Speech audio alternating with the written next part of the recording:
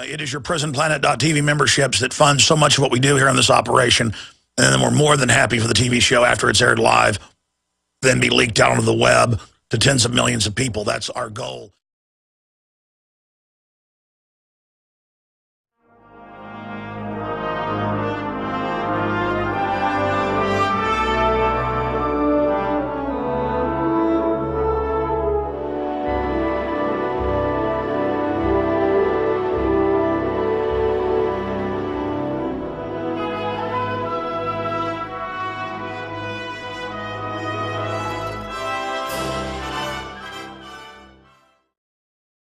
Ladies and gentlemen, get ready. Strap yourselves in. It is Friday, the first day of February 2013. We're going to be here for the next 3 hours, and then we'll return, Lord willing, this Sunday, as I always do, 4 to 6 p.m. Central Standard Time, 5 to 7 p.m. Eastern for the Sunday transmission. She hadn't been on in about 4 or 5 months. Rosa Koire, who's one of the best researched, well-spoken firebrands, hailing from San Francisco, and the author of Behind the Green Mask, You and Agenda 21, she will be joining us coming up in the second hour to talk all things Agenda 21, because that is the global treaty to bring in deindustrialization in a system designed, economies designed to implode in concentric rings down to a feudal system where we are under total social engineer control. And again, everything is Agenda 21. Everything is eugenics. And as I do more and more research, it just slams me like a ton of bricks how accurate we are. And I'm not saying we're accurate, oh, we're good people. I'm saying we know what we're talking about. We've got them. We have them. This morning, I was almost late to work because in amongst my other duties in the morning, I ended up watching about 45 minutes of the video that is academic and very dry, but bone-chilling. And the article is up at Infowars.com. Population control propagandist. This is at Yale. We get very little opposition from the public through the sitcoms, drama, and TV. We get very little opposition of the public because of the very gradual evolution of the characters. And here they are admitting what we already know, that the dramas, the sitcoms, the soap operas, not just here but worldwide, are globalist financed. ABC, NBC, CBS all get Bill and Melinda Gates money that ends up going to these shows. And it's the same thing in Africa, Asia, you name it, to demonize the family, to demonize private property, to demonize liberty. And it's the ultra mega rich on record doing this. And what's sick is, yes, you can argue there are areas that are overpopulated, like some areas of India are absolutely hellish. Areas of China, absolutely hellish. That's not debatable. It's that they use the pretext of dealing with population to bring in a total control grid and actually target the middle class and the nouveau riche and the real intelligentsia that are threats to the old robber barons. And they're using this whole population thing as a cover to bring in a new dark age that they're exempt from in their technological reservations. I mean, this is earth-shattering, key information. I mean, this is the real way the world works. This is why everything's happening. We have a socially engineered system where the general population is obsolete. They don't just plan to try to have clean industries put in where people end up only having 2 children on average or less, and population goes into a negative push, whether it's Japan, the U.S., Italy, Germany, every country's the same. You see, I've actually read the population reports. I've actually read Ehrlich's books. I've actually read Paul Ehrlich's books and the rest of them, and the Henry Kissinger documents, Memorandum 200, State Department Memorandum 200, 7277, all of them. I mean, I say all of them, thousands. I mean, it's all I do. So much I don't even remember 10% of what I've read. I mean, it's so mountainous, it's so congruent, it's so mechanized, it's so clear-cut, it's so diagrammed, and I can walk out and see it in the billboards, the culture, the TV. I don't even need to, I can see what they're doing, go, let me go type in and look for a white paper saying this. And I go type it in. I know their language. I find the exact white paper with the exact words I just envisioned of them talking about how they planned 5 years ago what I'm looking at now. Thank you for joining us, listening across the United States, whether it's on our 150-plus AM and FM affiliates, global shortwave, the internet at Infowars.com or PrisonPlanet.com, or watching us at InfoWarsNews.com, the TV version of the radio transmission, or, of course, listening by the internet or shortwave all across the world. Thank you so much for tuning in on this Friday, the first day of February 2013. Probably one of the most well-spoken, focused fighters against the eugenics, new dark age, global government system of Agenda 21. Rosa Koire will be joining us. Hadn't been on in about 4 months. Well, she was on the Nightly News a few months ago, but hadn't been on with me in about 4 or 5 months. She's going to be joining us in the second hour. And in studio, Pastor Steve Anderson, who's one of the people in an amazing new film that we're carrying. He's the preacher who lives in Arizona and has to drive through a Border Patrol checkpoint 100 miles in. They all know who he is and always want to search his vehicle. And he says, why don't you do something about the illegals? So they beat him up. That's not why he's joining us, but that video has been seen millions of times online. A lot of folks know him because of that. Also, he has prayed for the downfall of President Obama before, which is biblical, and he's been demonized nationally for that. That's probably how some of you will know him. But after the tribulation, let no man deceive you, powerful new Christian film. And even if you're not a Christian, what are there, 1 billion, 200 million Catholics, and another billion or so other sects of Christians? So that's 2 billion plus Christians out there, people who claim they're Christians. Some estimates are 80% of Americans identify themselves as Christians, though not really practicing, but still believe in God and identify with Christ. Christians from the lion's den, and of course that was Jews, but that's what Christianity came out of, right through to all the prophets, right through to 50, 60, 70, 100 years after Christ. In Rome, the Christians said slavery was wrong. And it was mainly white slaves. There were slaves from all over. You weren't Roman, you could be a slave. It was the Christians that helped phase out slavery 2,000 years ago. It was Christians who wouldn't worship other gods and were thrown to the lions. I mean, this is all on record. Why do Christians submit to tyranny today? Why did Christians found America by saying no king but King Jesus? King George is a tyrant, and led that rebellion. But today, why do they submit? And the biggest issue is they teach a pre-tribulation rapture. So we're going to examine that. And again, even if you're not a Christian, this is important anthropology, important sociology, important psychology. The globalists study all the groups out there, and then they manipulate us against each other. So I study Islam, I study Christianity, I study it all. I study Satanism, the occult. I am a Christian. I studied it all. Animism, atheism, agnostics, Rosicrucianism, Aleister Crowley, baloney stuff, all of it. And I'm telling you, the globalists believe in God, and they believe in spiritual forces. I mean, how do you know when somebody's looking at you? You can be walking through the woods on your own property on 1,000 acres. I know I've been doing that before on my family's property in East Texas, and repeatedly I know when somebody's looking at me, and I'm always right. You always know in the restaurant, you feel somebody staring at you, you turn around and somebody's looking at you, and it's somebody you knew years before. They're like, oh, I thought that was you, Bob. Thought that was you, Carol. They've proven that's how a monarch butterfly, 4 generations can fly to northern Canada, and then one flies all the way back using the sun and magnetic systems, windage, everything, flying at 10,000 feet all the way to Mexico. That's the incredible cells they found in fish, they found in birds, and they're in humans as well, that are electromagnetic and that are picking up on all sorts of not just magnetic systems, but cells they don't know exactly what they do, but that are antennas. I mean, you're picking things up. The globalists know this. They're obsessed with it. And they want you to be dumbed down and unaware of it.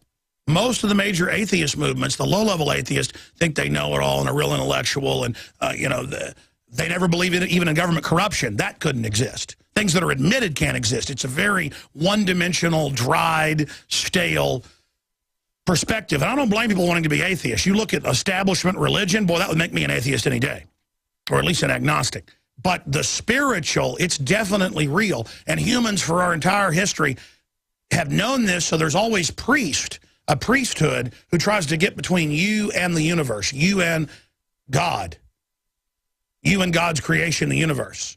There's always that priesthood that wants to get between you and your creator, you and the power that is God's creation.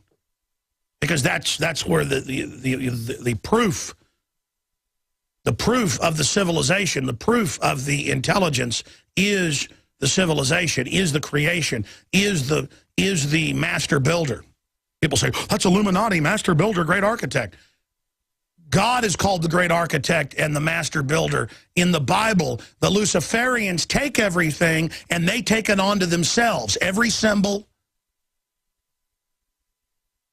every name, they take it, and then there's no symbols left. There's no names left. They've taken them all. They've stolen them. And then people say, oh, you're talking about something that's the devil. No, you are looking at the counterfeit. Now, I'm not going to preach because I got a bunch of news to cover. We'll get to that coming up with the pastor in studio with us today. He's also going to be on the Nightly News with Darren McBreen for an in-depth commercial-free during the interview. There's commercials as bookends on the TV show, 7 o'clock Central every night, InfoWarsNews.com. But the new film is available, Let No Man Deceive You, After the Tribulation, and it goes well with Romans 13, The True Meaning of Submission, by Chuck Baldwin and his constitutional lawyer's son, Timothy Baldwin. Great to give to every preacher. Filled with I don't know, it's got to be 100 Bible verses about it's your job to stand up against evil and corruption and bullies and thugs, and that if you don't, God will absolutely hate you more than anybody else, that you knew innocents were being hurt, and you weren't evil, but you were a coward. God hates a coward. You need to get that straight. Justice hates a coward. Common sense hate a coward. Women hate a coward. Children hate a coward. And cowards hate themselves. You know, a man who has courage only dies a single death. Cowards die thousands of deaths. Every day is fear. Fear of what people think. Fear of what's going to happen. I absolutely hate fear. I absolutely despise it because it does kill your intellect. It is the mind killer. To quote a great writer, and I'd say philosopher, Frank Herbert, fear is the mind killer. Fear is the little death. You need to let it pass through you, over you, around you, past you, behind you. Get behind me, Satan. Get behind me. People say, what does that mean, get behind me? Get out of my way. Get out of the road. Get out of my way. Stop it. Get out. Get out. The devil accuses, tells us all day how we're bad, we're evil, we're guilty. And we all are guilty one way or another, but are our hearts guilty? Are we doing it on purpose? Do we love evil? No. And that's why the system tells you you're bad so that you feel guilty, so you step aside when you run into the devil on the road. There is no turning back. There is no turning back on the road. There is no turning back on the run. But we're not running from the devil. We're trying to run to God.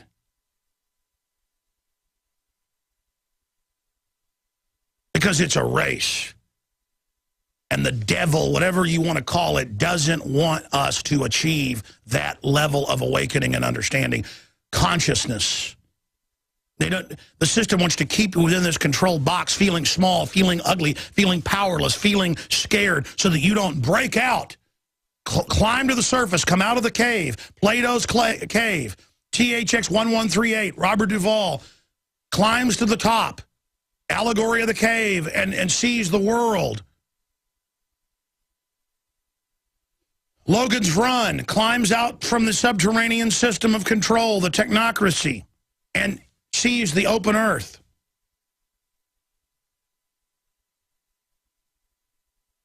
An artificial system to control us. And again, there's an hour and 50-minute video up at Infowars.com right now. Population control propaganda. We get very little opposition from the public. And they go on to say we get very little opposition from the public because of our television programs They are a very gradual evolution of the characters. And what do they say? To end the family, to end fealty, to end any type of honor, where you're just a nobody that's programmed by the television, by the culture. And they say by increment, we do it. And it's everything I've talked about. It's everything Alan Watts talked about, because it's all in Edward Bernays' 3 books. The father of modern propaganda, Sigmund Freud's nephew. When you go watch it, they're sitting around giggling and getting off on the fact that they're manipulating you because you're trusting. And you look at these men, these are weak, power-grasping, shaking men who have a look of egomania in their eyes, that they are world controllers, that they are engineering you, that they have taken control, and they are world saviors. And they're there to all these PhD students doing their dissertation in this Yale hour, 50-minute thing. It's a nightmare. I haven't even watched the whole thing yet. I watched about half of it. It was very painful, because I already knew it 100 times over, but just to see them smacking the lips and doddering around. These people are all cold and intelligent to one level, but they miss any depth or variety or versatility, or they would absolutely run the other direction. And they talk about the Rockefellers and everybody funding them, and Maurice Strong and Paul Ehrlich and John P. Holdren and all of it, and how I was just here 40 years ago like you, and I've led the worldwide program for the engineering program in television to break down the family, to help the family, and you will soon be in this force. I mean, it's all there, and you're just like watching soldiers, armies built, and they're not even actually trying to reduce population. I'll tell you about that when we come back and then get into all the other big news. You have found it, the tip of the spear in the fight to awaken free humanity, not just in the U.S. or North America, but worldwide. I am your host, Alex Jones. And remember, if you're a new listener tuning into us on AM and FM stations all across the country, those are precious affiliates. And the fact that this broadcast is exploding, even though we come from a smaller independent radio network, not one of the big 3 giants, is unprecedented in the history of modern radio. And it's because station managers, owners, and sponsors in your area understand that a lot of what I've talked about, unfortunately, is now coming true. They realize we're in trouble, and they want to get this information out to you as a service. So be sure and spread the word about all the stations you're listening to, and be sure and sponsor the local station if you're a business owner, and be sure and support the sponsors and let them know you appreciate it. That is so important. That is so important, because people at Yale, Yale's come out recently and said, let's, kill babies, some of their professors up to age 3, even if they're healthy. It's been in the Journal of Bioethics. That's the new death panel groups where they get their walking orders. They say, well, the death panel, the bioethics board says it's okay, so now we can kill you. And the police go, well, they're wearing a white lab coat, it must be okay. That's how Hitler did it. He got his first tyranny into the medical system. And I'll get more into this with Rosa Koire coming up on Agenda 21. I want to get into all the other economic news that is incredibly important. Huge purges of gun owners have begun, legal gun owners. This is moving faster than I thought. More giant military drills on a stage. We've never seen anything. This is an order of magnitudes bigger. There's huge drills every day in major cities, terrorizing people to acclimate the public for military occupation. It's all coming up. But here's what I want to explain to you. And we cover it a lot in my film that's been out 6 years, Endgame, Blueprint for Global Enslavement, available on DVD at Infowars.com, but in higher quality, or at prisonplanet.tv, but it's free on YouTube, folks. But don't have it be pearls before swine. Okay, go watch it. It has an online bibliography. Whatistheendgame.com. Whatistheendgame.com. So you can double check every 30 seconds. We have it marked on the time code with a bibliography. Where the UN says they want to exterminate at least 80% of the public, where they state it's U.S. government policy, the British Royal Commission on Population. Anything we quote in the film, it's right there. Even if it's George Herbert Walker Bush calling for world government, new world order, and everybody knows he did that, and we show the State of the Union, we still give the date, where they said it, and where we got it. The date in Congress of the United States. State of the Union. I mean, everything documented. It's like an online film book. Here's my basic indictment. We've had the different population associations on that have broken down the numbers. These numbers are fact. You can look them up. The eugenicist 150 years ago, well, actually about 163 years ago now, by 1850, the robber baron British royalty and others, because even the other financial elite were interbreeding, so they were having a lot of deformed children, mentally ill children. You know, the reason they started marrying commoners by the 1930s or so was because Queen Elizabeth has a bunch of siblings, and all of them had to get locked up, just completely insane and deformed, and it's a very sad story. But that's why they've now been forced to marry commoners. See, they're so elite, they can't even have kids because of the psychos inbreeding together. And I mean psychos. They've inbred psychopathic traits to create, it's like certain breeds of dogs are overbred and completely insane. I mean, everybody knows that. It's many times worse with humans. I mean, most Egyptians, that's why they would have dynasties collapse over and over again. Because, you know, the oldest would live to be about 20. And imagine, these would be completely mentally retarded, king, sterile, unable to talk, totally deformed, and they would prop them up and worship them as God, and then whatever utterances came from their mouth, they would then follow immediately. And this is what we go through. So they were obsessed with, why are we dying? Why are we deformed? And so all their scientists said, we're going to discover it. So they discovered genetics. Out of it, came eugenics. Well, first eugenics, then genetics, then bioethics. Biometrics is over 100 years old. Everything you know. The first computers, IBM was commissioned by the Rothschilds and Rockefellers to create computers to try to track why the elites were having, most of their kids were dying at stillbirth. I mean, this is all on record. Race studies, the holograph machines. There was IBM machines the Nazis had to put the tattoos on people. I'm going to come back and finish this. I say I'll do it simply, but it's just incredible. This is everything. This is why it's all like this. And they've made the decision to cut off the resources incrementally over time because they've learned you can't resist that. I'm going to explain it all when we come back and then get into why all this other stuff is happening. Because if you don't know this basic foundation, you won't know anything. Ladies and gentlemen, I have reverse engineered this entire thing, and it isn't hard. The globalists have all written books going back over 160 years describing the problems, why they've done what they've done, why they made the decisions, because they see the general public as absolute dumb animals. Really, the general public just isn't lusting after power. The general public is a mix of good people, bad people, ugly people, evil people, sweet people, creative people, eccentric people. It takes all kinds to make the world go round.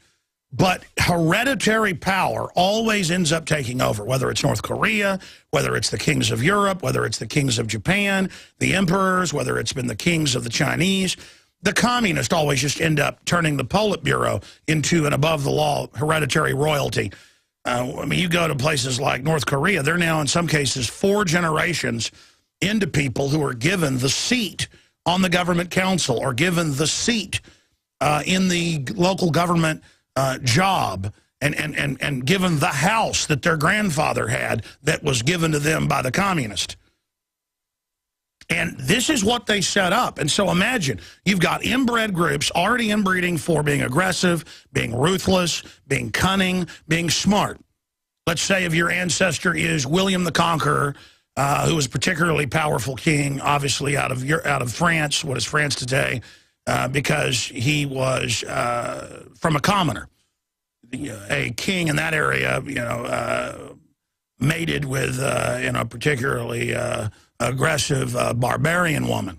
And so then you get William the Bastard, as he was known, and he then goes into England and takes over. So they weren't all psychopaths, but they were cunning, smart, aggressive. Then you inbreed psychopaths, control freaks, sadists, because they're willing to do the horrible things to stay in power. In fact, they enjoy it. So it's an attribute for their type of cancer to take control, to see the general public as cattle, the prey animal, they the Morlocks, we the Eloi. To use an H.G. Wells analogy, which he wrote nonfiction books admitting that was an analogy of the ruling class and the general population, that we were pure, that we were beautiful, that we were sweet. Didn't matter, you won't rule things. from the subterranean keep, like the Morlocks. You're going to be fed on. And when one of you gets grabbed and drug away, the others will just run and hide in the bushes but come back out. And so that's what they do. That they see us like animals. They say we're animals. And the entire technological system, unlimited money, the unlimited stolen money of countries and peoples and tribes and other empires has all been poured. Imagine you're the elite. You say, all my kids are dying. My royal line is dying. We've got massive mental illness. That's why this whole government system, this train that's already been built, that we've been put on, that's a self-oiling, mechanized, perpetual motion system, that's why it just continues forward, because thousands of trillions in the aggregate, and that's conservative, has been pumped into it in the last 160-plus years. And a melding of the ancient empires, a melding of the ancient royal systems, the corruptions, all the corrupt minions that served and climbed into the ranks to become lords, and then to add their genetics to the pool of the super shark, super aggressive cancer. It's a cancer cell in a body system. They're right, we are a collective, but the individual is what makes us strong. An individual operating correctly is the opposite of the collective, but is within the collective. They create a false collective where a cancer program is overlaid, and they know it's a cancer and know it will destroy the old system, which they live off of, so they've decided to fully re-engineer the entire old system where everything else is eradicated and it's only cancer. And this is not going to work. It's never worked, but they believe technology is going to allow them. And they all talk about this. Bertrand Russell and Ted Turner and Paul Ehrlich, and just all of them. They all write these papers. I've listed them here. I've made films about them, where they sit and talk about this. Just thinly, in many cases, not even veiled. And so that's why they've gone to a system now where they're going to shut off the resources incrementally to bankrupt you and make you go under their control, so they can then sterilize you, so they can then death panel you, so they can then euthanize you. And that's why they brag that they fund and run most of the big sitcoms, movies, dramas with product placement, propaganda placement, that they're now, you hear it on the shock radio. You hear it, you see it in the movies, making fun of old people, making fun of babies, saying children are gross, being married is stupid, men are all dumb, women are in charge, not to empower women, to isolate them and to make them be under state control and only trust the state as their husband. And that's what they say, the state will be the husband. And so they're taking control of the human system at a subconscious level, and they even write about this, they realize it, because they hate the strength of the unwashed masses. They hate the vigor. They hate the hybrid power. They hate it to the ends of the earth. It is a glaring light to them. And they want it blotted out. So really, this is why I indict them, and I'll get to the rest of the news. The globalists know that once you industrialize a country and even bring in clean industry, that the population, I said, goes down to about, for every 2 adults, they have on average 2 children. That's not actually accurate. In the entire industrialized world, it's about 1.5. The U.S. is right at two people for every 2, but that's because of the 10 million or so immigrants brought in every 5 years. We're actually imploding as well. I mean, it's different numbers every year, but it's about 1.3 children for every 2 children in Italy, about 1.3 to 1.2 in Japan. It's about 1.5 in Germany. It's about 1.3, 1.4 in Russia. It's about 1.3 in Britain, if you cut out the immigrant influx. So the West is dying. And this was done through social engineering, done through the 50s and 60s social revolution, sold as empowerment, but actually destroyed the family, to get both people working, so now the state raises your children. It's a very diabolical plan. Now, that's the plan they're going with in the West. They have a surface plan in Africa, Asia, Latin America, claiming that through the sitcoms and dramas and conditioning. And they admit it's all conditioning and laugh. Look at the little animals. They don't know we're doing this. Now, they stand around. I mean, I got a video posted at Infowars.com. You know, top professors, top globalists, the head of the UN program, and they just sit there and laugh at you that this is all public. And they talk about how they're going to incrementally do this. And they've got all the PhDs out there, all the people about to get their PhDs in the graduate program, sitting there listening to this, getting off on it. And they go to TED TV events, and they have, you know, the intelligentsia there, the technocrats there, the mid-level technocrats, and they say, yeah, we're going to reduce this number and show an equation of humans with carbon dioxide and show it going to zero, which means zero humans. And everybody laughs, and Bill Gates laughs. See, it's all a laugh because that's gang sign. It's like they speak another language. It's an equation, very simple equation, but they know people watching that, how are they even going to know an equation? They don't know what the three branches of government are. They show an equation that they're going to kill us. And he actually says, we've got to get this number down to zero using vaccines to lower their population. He even says it, shows the equation, and then they all laugh. Yeah, it's funny to them, see, because they're not really trying to save the planet. That's how they get the low-level people into this. They're a bunch of inbred psychopath sadists up top. And you read the 1949 Royal Commission on Population, that's the blueprint of all the modern stuff we followed. Ehrlich, the UN, Agenda 21, UNESCO, all of it. You read all of that, Biological Diversity Assessment 96, all of it. They say, well, if we go in and do clean industry or even give them basic horticulture and drill wells for them, water wells. They talk about how the Christian a lot of them are mercenaries, missionaries are going in and actually helping people, and that's going to be a problem. They go, we've got to come in claiming we're helping, but we've got to block all this development, even though it'll lower their population. And they'll start having less than 2 kids because, you know, they'll be informed, they'll want to have some more wealth. They won't need, you know, 10 kids because half of them are going to die to take care of them in their old age. Plus, the only wealth you have is being really poor is children. By the way, it is the real wealth. But the point is that, and the globalists all know, they've all got 5, 6, 7, 8, 9, 10 kids. They all know that. They just, you know, Ted Turner's got 5, and, you know, biggest landowner and 15 jet airplanes and all the rest of it. You're a useless eater. He's not, according to his mindset. So you've got all this going on. They blocked, and they say this in the 1949 Commission on Population. You can pull up the synopsis online. You've got to go to the library, a big library, to find it. We've done it. We've shown it in film, shown the screenshots. They admit, they just say, we're just going to keep them from industrializing. That'll cause a population explosion, but we'll then just mitigate that. And, of course, that's the vaccines and programs at a certain point, but we want to use that cheap labor pool in select development zones with a mercantile model. That's globalism. 2.0 is globalism of mercantile. A selective system, a selective insider crony system where they pick the winners to leverage out the West so we can then social engineer them. So they want to social engineer the West because we're the real target. Highest education, highest IQ, genetically in the studies, whatever issue you want to look at, that's the main target. Of course, these are all averages.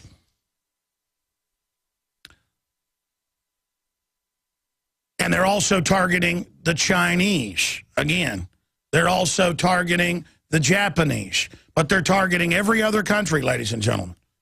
And countries like Africa are just slated for extermination. That's why some countries have lost half their population in the last 30 years. I mean, this is so diabolical. To grow a giant people bomb, point out the problem, offer your solution, globalism, which is really blocking clean energies that are developed while claiming you're promoting them, and then only using that as wealth transfers in boondoggles that aren't even supposed to work on record. Solyndra and others where they don't even build anything. And fake electric cars while blocking carburetors in the 70s that got 100 miles to the gallon on record. You see how I mean, this is so evil, ladies and gentlemen, because they're cheating. They're cheating. They're not smarter than us that they're in control. These royals in almost every dynasty, no matter which group they were, African royals, there were plenty of those. There was a king of Africa who ruled the Middle East for a while, probably the richest man in history. Some estimates show, you can look that up. Like show that richest man in world history was African. The Asians had their kings, all of it. It's the same system that they were willing to then always kill. Whoever became the king or the queen would then kill or lock up their family members. Meet Mansa Musa, the first of Mali, the richest human being in all of history. And there's an example and a painting of him. Okay, so this is the type of stuff that goes on, and they all operate the same. So just like a grizzly bear will go and smell, a male grizzly bear will go and smell a male baby and try to kill it because he sees it as a threat later in territory and food and mates, just like lions and tigers do that. The system is doing that, but to all of us in a power grab. They see us as, we could show the article out of the UN just last week, as locust, as a horde of locusts. You know, grasshoppers coming and eating all the plants down to the roots. They see us as a disease because this is their world they've conquered. But then the sick thing is they actually increased populations, kept them from stabilizing as a people bomb to leverage out the West and sell the West on eugenics ideas. Because most trendies will tell you, of course there's too many people. Of course, yeah. Of course they're putting stuff in the water. What do you think we've got to do this for the earth? They're not even doing it for that.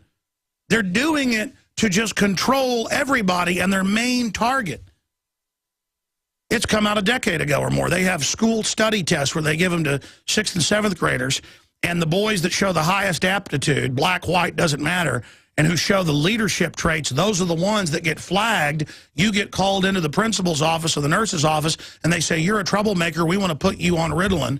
Even when the people aren't troublemakers, they try to put them on it because it's targeted to cause neuron death, brain shrinkage, and also organ problems. The heart gets larger and has ventricle issues. That's just a few of the side effects. This is a scientific program laid out in grids like we're animals, you know, in a coyote extermination program or something. They're trying to wipe people out, dumb down their opposition, neutralize, put the public in a trance, and then carry out the orderly, gradual, ambient extermination of the general population. Now, there's Margaret Sanger quote, "The most merciful thing that a family does to one of its infant members is to kill it." And she was talking about kids, period. This is a death cult. And so these people stand around like they're saviors of the world. They're not saviors of the world. They are stealing the world. And by the way, it's the globalists doing open-air genetic planting all over the planet.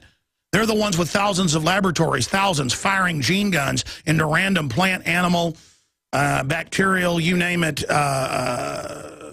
organisms to create mutations. They're the ones releasing the ingredients to mousepox for humans that kills over 90% of those that come in contact with it, and it's airborne. They're the ones, these UT Professor Pianka and Dr. Peter Singer, at Princeton, and all of, go look up any head of a biology department, type in eugenics, population control. You're not let into the club unless you're for this. That's why Pianka, remember this famously 5 years ago, gave a speech to the Texas Academy of Sciences. He got their highest award. He's gotten global awards, been to Europe. And he said, I look forward to the airborne Ebola being released and 90% of us dying, including my family. It's sad, but it's for the better. And there was a standing 3-minute ovation. Photos were taken, newspapers reported, with crying. Oh, yeah.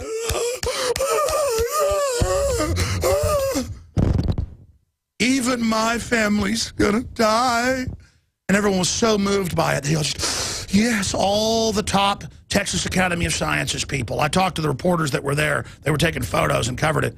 And they estimated 90% stood in the ovation, and it went on for 3 minutes as he projected on the PowerPoint a giant screen of pile of red skulls. Red skulls. We actually went and did a Google search later of that photo. It's a Rwandan pile of skulls. You can actually do an image search. Giant red pile of skulls, and they're in their church. They're in their church. Standing ovation. Oh, oh, standing ovation. Standing ovation. It's their church. It's their time to cry. It's their time to have a sacrament. It's their time to take the blood of Satan, not the blood of Jesus. It's their time to take communion. It's their time. It's their time. It's their time. Their time. And as your factory shut down, as your businesses shut down, as things bankrupt and rot, they see it as a victory. As Detroit falls, they see it as a victory. And then they all are building Agenda 21 compact subsystem districts that are openly known in the Plandopolis documents and all their statements as the governing corporate stakeholder zone. Those will be armored. Those will be lavish. The latest medical systems, the latest entertainment. unlimited power. Those areas are exempt from the rolling blackouts already globally going in. They turn our power off now on rolling blackouts in Austin to the point we have to have generators. I'm talking about taxes on those. But the, quote, government district downtown and the key Agenda 21 new high-rises, they are exempt. And they're exempt from the increased power prices. The city of Austin decides what you pay according to your needs. They decide. Folks, I know I'm ranting. You should be ranting too. You should be really upset as well. I mean, this is all public. I mean, if you go to Infowars.com or PrisonPlanet.com in the featured news section, population control propaganda, we get very little opposition from the public because we are very gradual evolving the characters on the TV shows. This is going on all over the world. And it's got the quotes in there about how they're basically breaking up society and the family to save the earth from population, and how it's all Paul Ehrlich's plan and how it's the UN plan. And this is at Yale. And there are literally thousands of these videos where they sit around, and the Yale put this on its science section website. They're not hiding this, okay? Because they know the average person that watches TV, you tell them, hey, there's messages in there. There's messages in there. They're like, oh, yeah, right, there's messages. What, do we live in the Soviet Union? That's why you've got all the anti-gun messages, all the anti-founding father messages. You know, I was last night up here working, and I saw a clip of that Milwaukee sheriff on Piers Morgan, I guess on Monday. I'd missed it, or Tuesday. It'd been a few days ago, and Piers Morgan was sitting there talking to him about, why aren't you for any background checks? You know, why don't you want to close the loopholes? And the sheriff's like, because it doesn't work. Criminals are still going to get guns. And that's the whole point. There's already background checks on law-abiding citizens, but they're using that to come after us. And I've got gun purge news where that's happening, of people with no criminal record, veterans and others, getting arrested and charged with felonies in New York before the law even went into effect. Checkpoints where it's a routine vehicle check. Oh, you have a 30 mag clip in a bag in your back seat. You're going to jail. That's to a veteran who's involved running a program raising money for other veterans. Won big awards in the community. People are like, he's a veteran, he wins awards. Why is the sheriff's department, why is the grand jury throwing the book at him? You're the enemy. You're a robot that's now to be decommissioned. You've gone out and fought for the New World Order, been shot up with the deadly vaccines, and they're not killing you fast enough. The DU isn't killing you fast enough. You're supposed to come back here and die or go to prison. You're the #1 enemy. You're what Homeland Security is targeting. I've got all these articles where vets are getting targeted. It's like, it's weird they're pulling vets over. The cops just say they're pulling me over for no reason. They've got your license plate scanned. You're in a database. It's telling them in many of these major cities to pull you over. See, now it's not just warrants or priors with these scanners. It's now vet. That's a vet. Pull him over. And they know when they're vets. They walk over. So you're a vet. Got back from Iraq last year. Get out of the car. I'm going to search it. Look, they're coming for everybody, okay? They're coming for us. They want to start a civil war. They've got a purge going. I've got a stack of articles on that front. This is social engineering, where they hire cops now that'll follow orders and show they'll follow orders, and they put them on the street, and a lot of them will do whatever they're told. You've either got departments run by good people that are saying, get guns, protect yourself, this is tyranny. You got 1,000+ Green Berets signing a public letter saying they're going to resist this and it's tyranny. You've got people showing whose side they're on. You're either going to kneel to this or you're going to resist it. And we better resist it in the info war right now. By the way, when you go to InfoWarsStore.com, we are giving away 150,000 bumper stickers free in groups of 50. Infowars.com bumper stickers. Average sticker gets seen about 20,000 times a year, they estimate, depending on where you live. 10 to 30,000, so I just say 20. Ladies and gentlemen, we're giving 150,000 away. How many tens of millions is that that'll see it? Infowars.com stickers. Save the Constitution. Infowarsstore.com. They're going really quick. I put it up last night. Go there. Send us your email. Free shipping. Free stickers. 100% free. Infowarsstore.com. All right. Rosa Koire, firebrand, great research author, is going to be joining us in the next segment. Give us an update on Agenda 21 and the latest info there. I haven't even gotten into all the news. I'll intersperse it in this hour and the next. Pastor Steve and Anderson is going to be joining us in studio as well with a new film we're going to be talking about. I haven't even gotten into all the other news yet. I mean, just look at this financial news. It's just amazing. Another Harvard study finally getting attention out of the Huffington Post. I thought it's a conspiracy theory, Huffington Post. Harvard study confirms fluoride reduces children's IQ massively, reviewing more than 27 other studies by governments and major universities. Reduces IQ, increases cancer. And, of course, that's just sodium fluoride. When they put in the hydrofluorosilicic acid, of course, Paul Ehrlich and the White House Science Czar John V. Holder, I mean, they talked about that. It's an adjuvant to accelerate all the other soft kills. The bisphenol A's accelerates those, turbocharges them. The aluminum dioxides they're spraying on us, all the other goods, all the other goody goods.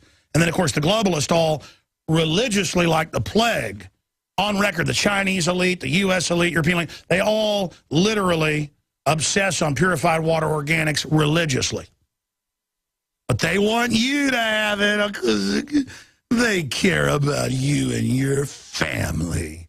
They're good people. Now, I started plugging this, but 10 seconds is not enough to plug it. If you go to InfoWarsStore.com and you go to the bumper sticker area, you'll see it says free stickers. You can also buy them at cost, like $4.99 for 50 stickers.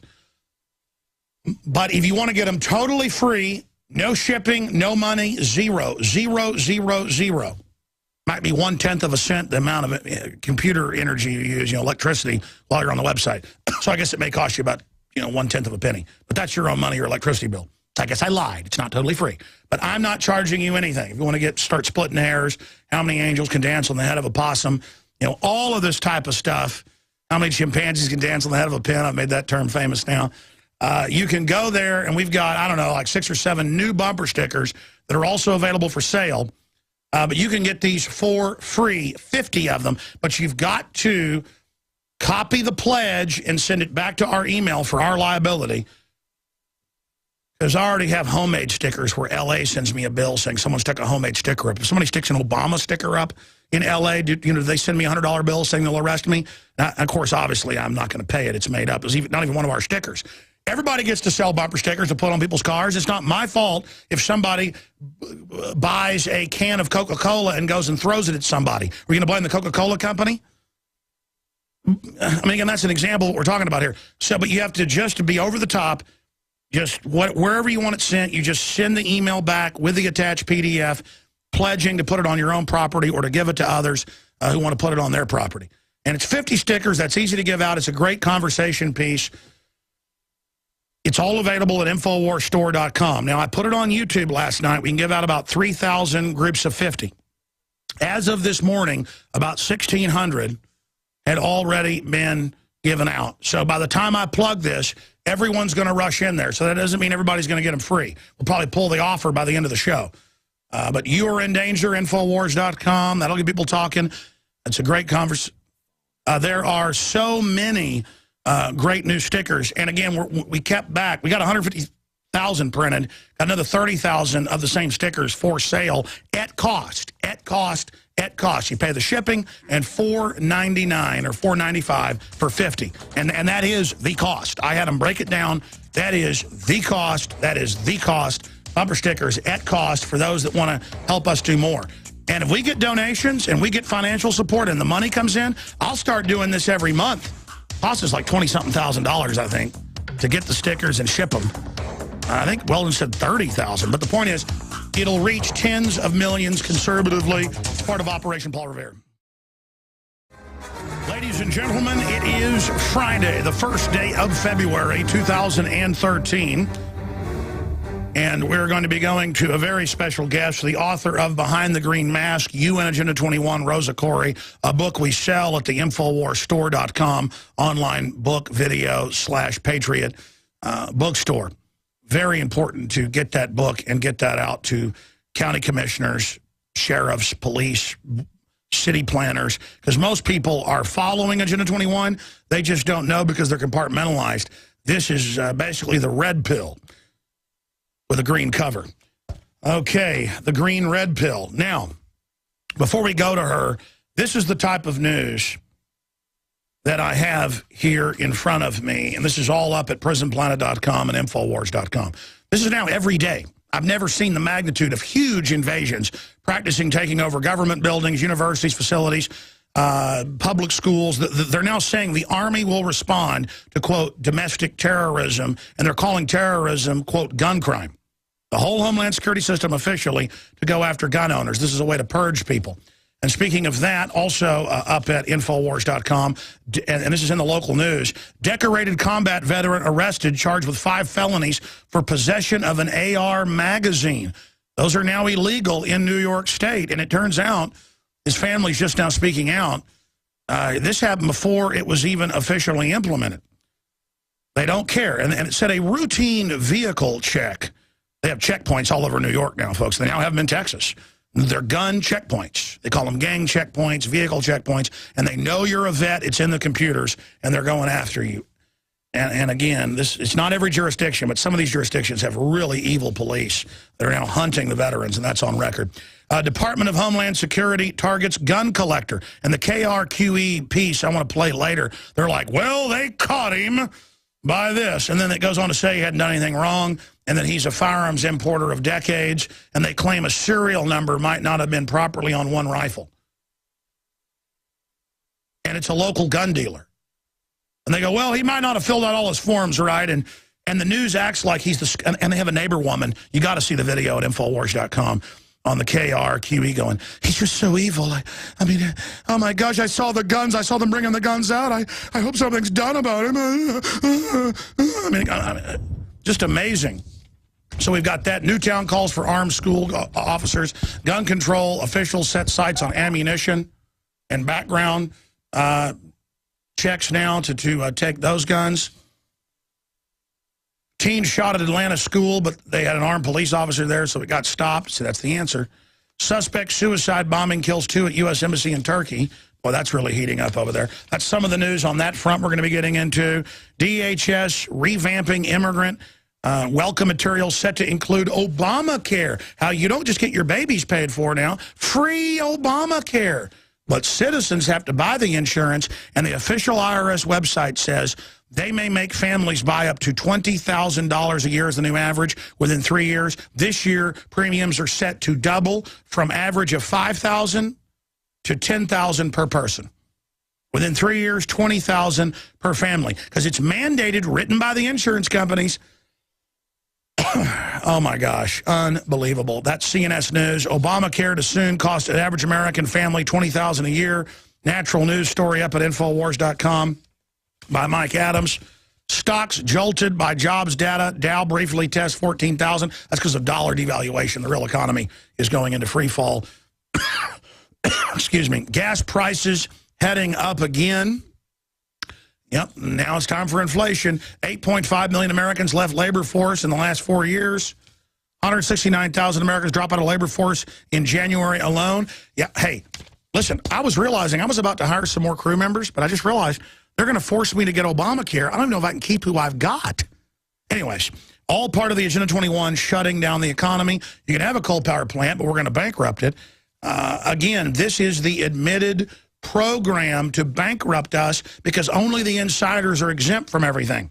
Now, joining us is a lady that more and more, other than maybe myself or somebody like Glenn Beck, is out there really exposing Agenda 21, something I've been covering for 17 years.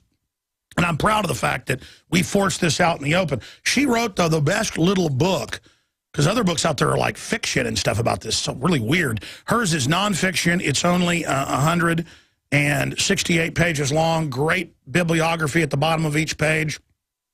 Behind the Green Mask, UN Agenda 21. All the information you need to understand what is happening in your town, why it's happening, who's behind it, and what you can do to stop it. Awareness is the first step in resistance. She is a ASA, forensic commercial real estate developer and appraiser, specializing in eminent domain valuation. Her nearly 30 years of experience analyzing land use and property, now it's over 30 years, enabled her to recognize the planning revolution sweeping the nation while fighting to stop huge development project in her city. She researched the corporate, political, and financial interests behind it and found Unit 21. Rosa speaks across the nation and is a regular blogger on her website, DemocratsAgainstUnit21.com. Now, again, we sell her book at InfoWarsStore.com. My point here is, and we're going to go to her and give her the floor for the first few segments, and I've got some questions, and I want to open the phones up for your questions. We've gone every town around Austin. Austin's a command base of this. Every town's being taken over by it. And what it means is you can't build an office on your house you've owned for 30 years and got 2 acres. Your property taxes are going to go up. Your power prices are going to double. But the selective insiders who get waivers, their power bill gets cut. That's happening in Austin. That's happening in San Francisco. Government has the lowest rate. Next is groups that get certified by the local environmental council. But you can't get certified unless some payoffs get made. This is open criminal mafia. But they act like trendy liberals, so it's a cover. But you go to their meetings, it's the Dallas Cowboys are there locally, you know, retired ones, big bank heads, Republicans. That's why all the Republicans' leadership's behind this. Mitt Romney, you name it. It is bipartisan, global screw job. Now, you can't cut a tree, 10 inches around in Austin, even if it's an invasive cedar. They'll come and fine you. I know one guy got fined something like $50,000 in a week for cutting invasive cedars growing up under his fence at his wrecking yard. So it's not even a plant from here. But they can cut down giant, 5-foot-around oaks if they want to build something. So that's just the tip of the iceberg. I'll take you now to Rosa Koire joining us via phone because she's on the road. She's traveling the entire U.S., battling them. And she's been very, very effective because on many other issues, she's what you call a liberal, but a real liberal. Someone, who's more like Thomas Jefferson, who wants everybody to have equality and freedom. The system that calls itself liberal, they are the globalist operatives using that as camouflage. And she joins us now. We're going to break in 4 minutes, but roll through the basics of what it is, how they're adapting to our counter-strike against them, and some of the biggest criminal actions they're engaged in right now. Rosa Koire. Hey, Alex. What we're talking about here is the erection of a totalitarian state right in front of us. This is what globalization is. It's the standardization of all systems. And so you're seeing it in every possible element, every possible aspect of your life, from healthcare to law enforcement to schools to land use, water use restrictions. This is the way that corporations take over. This is a corporatocracy. So what do corporations want? They want low-wage workers, global markets, standardized systems, and they want to destroy competition. And this is what we're getting here. This is artificial scarcity all over the world, whether you're in the UK or Australia, New Zealand, Canada, the United States, EU, wherever you are. This is the globalization of all systems. And we're experiencing this now because we have a long way to fall in the United States in order to bring us to the same level as developing nations. So when you think about corporatocracy, it's about developing new markets. There's no loyalty to existing markets. So if we collapse into poverty or slightly, below the median for the entire world, that is of no concern to the huge corporations. What they're looking for is to bring up the very low third world nations so that they can buy their goods and work cheaply. This is what we're looking at. This is what we're dealing with here. This is a totalitarian state being erected because they need to control all systems, inventory and control. That's what this is about. And the cover is it's for the earth, but I've been to the smart growth conferences as early as '97. In fact, we have some bombshell video that Mike Hansen has that he needs to upload to his YouTube channel, my camera guy at the time, where they were just admitting it's a takeover. They'd laugh when my camera was off and just go, of course it's a takeover.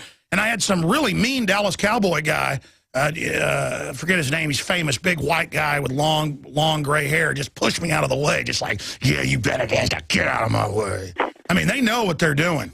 Yes, they do know what they're doing, and that's, this is really hard for people to believe. They think, well, this can't be possible. How can this be going on, for instance, in the United States, a totalitarian, dictatorship happening, but this is what it looks like. People are not aware that this is what it looks like. In your town, they're not going to call it Agenda 21.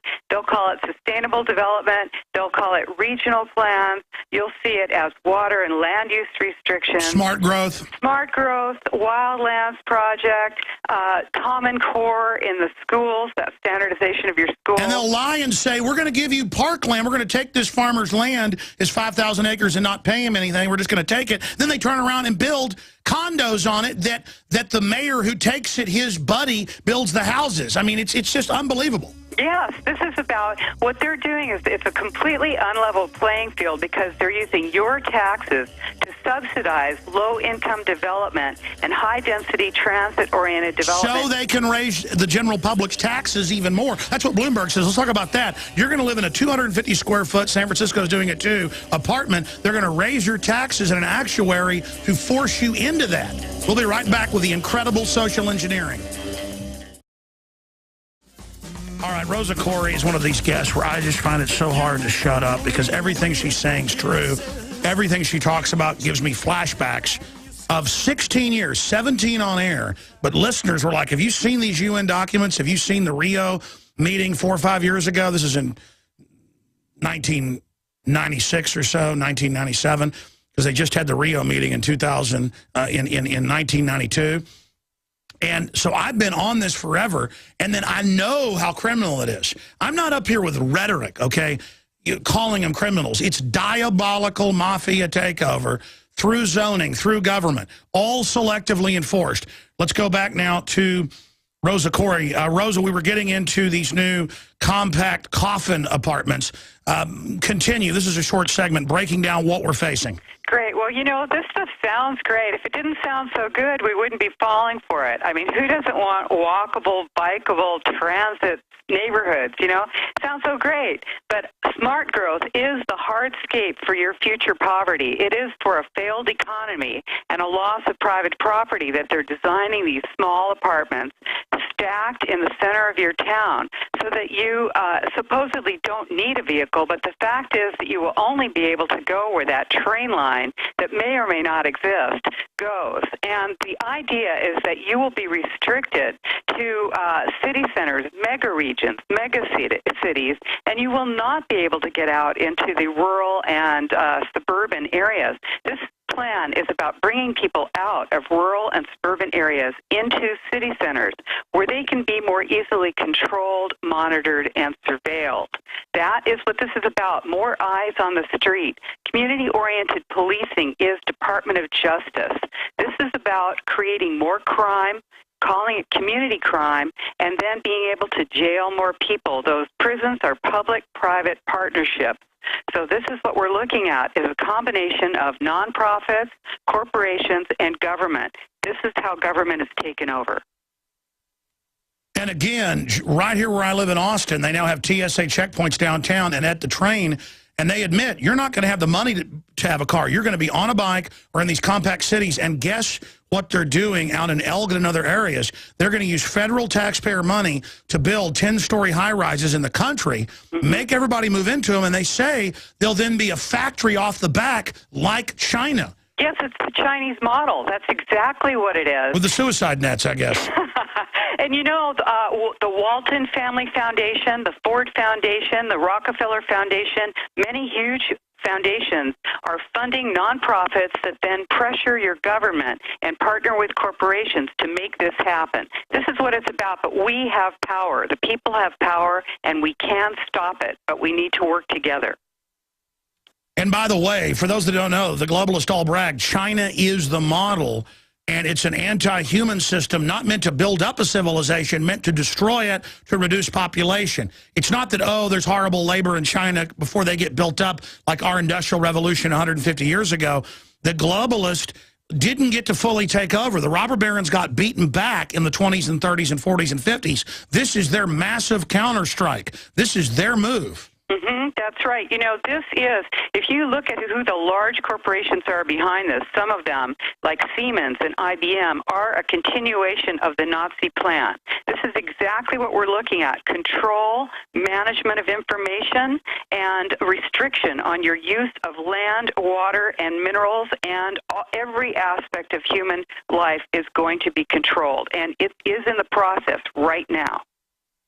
And by the way, they talk about once all the robotics is fully in and they have robots fixing the robots, which they're almost done with, a bunch of big tech companies see the ads on CNN bragging, soon robots will fix the robots that fix the robots. They won't put suicide nets up anymore. They'll tell you, go right on up and jump off. We have so little value.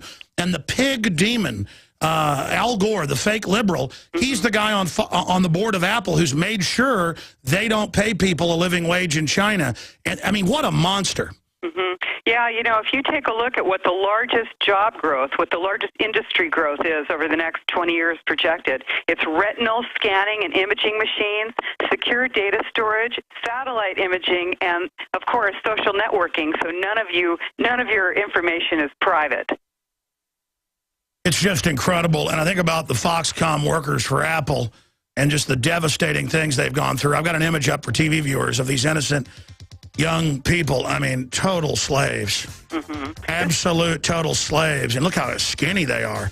But it shows how powerful humans are. They actually look pretty darn healthy despite the horrible, and they still have their human dignity. They have pretty makeup on and stuff, the girls do.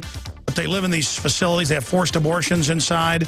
That's on record. They do a scan every month. These people, these poor people, pray for them, folks. We'll be right back with Rosa Koire.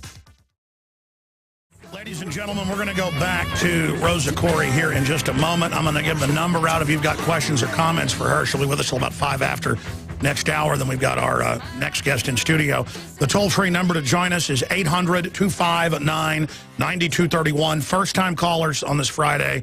Your questions or your statements on Agenda 21. And this is global governance. It's all under UNESCO. That's why it's global standardized training on every front, on every issue, social, cultural, religious, economic. It's so diabolical. Now, again, the book Behind the Green Mask, UN Agenda 21, is available.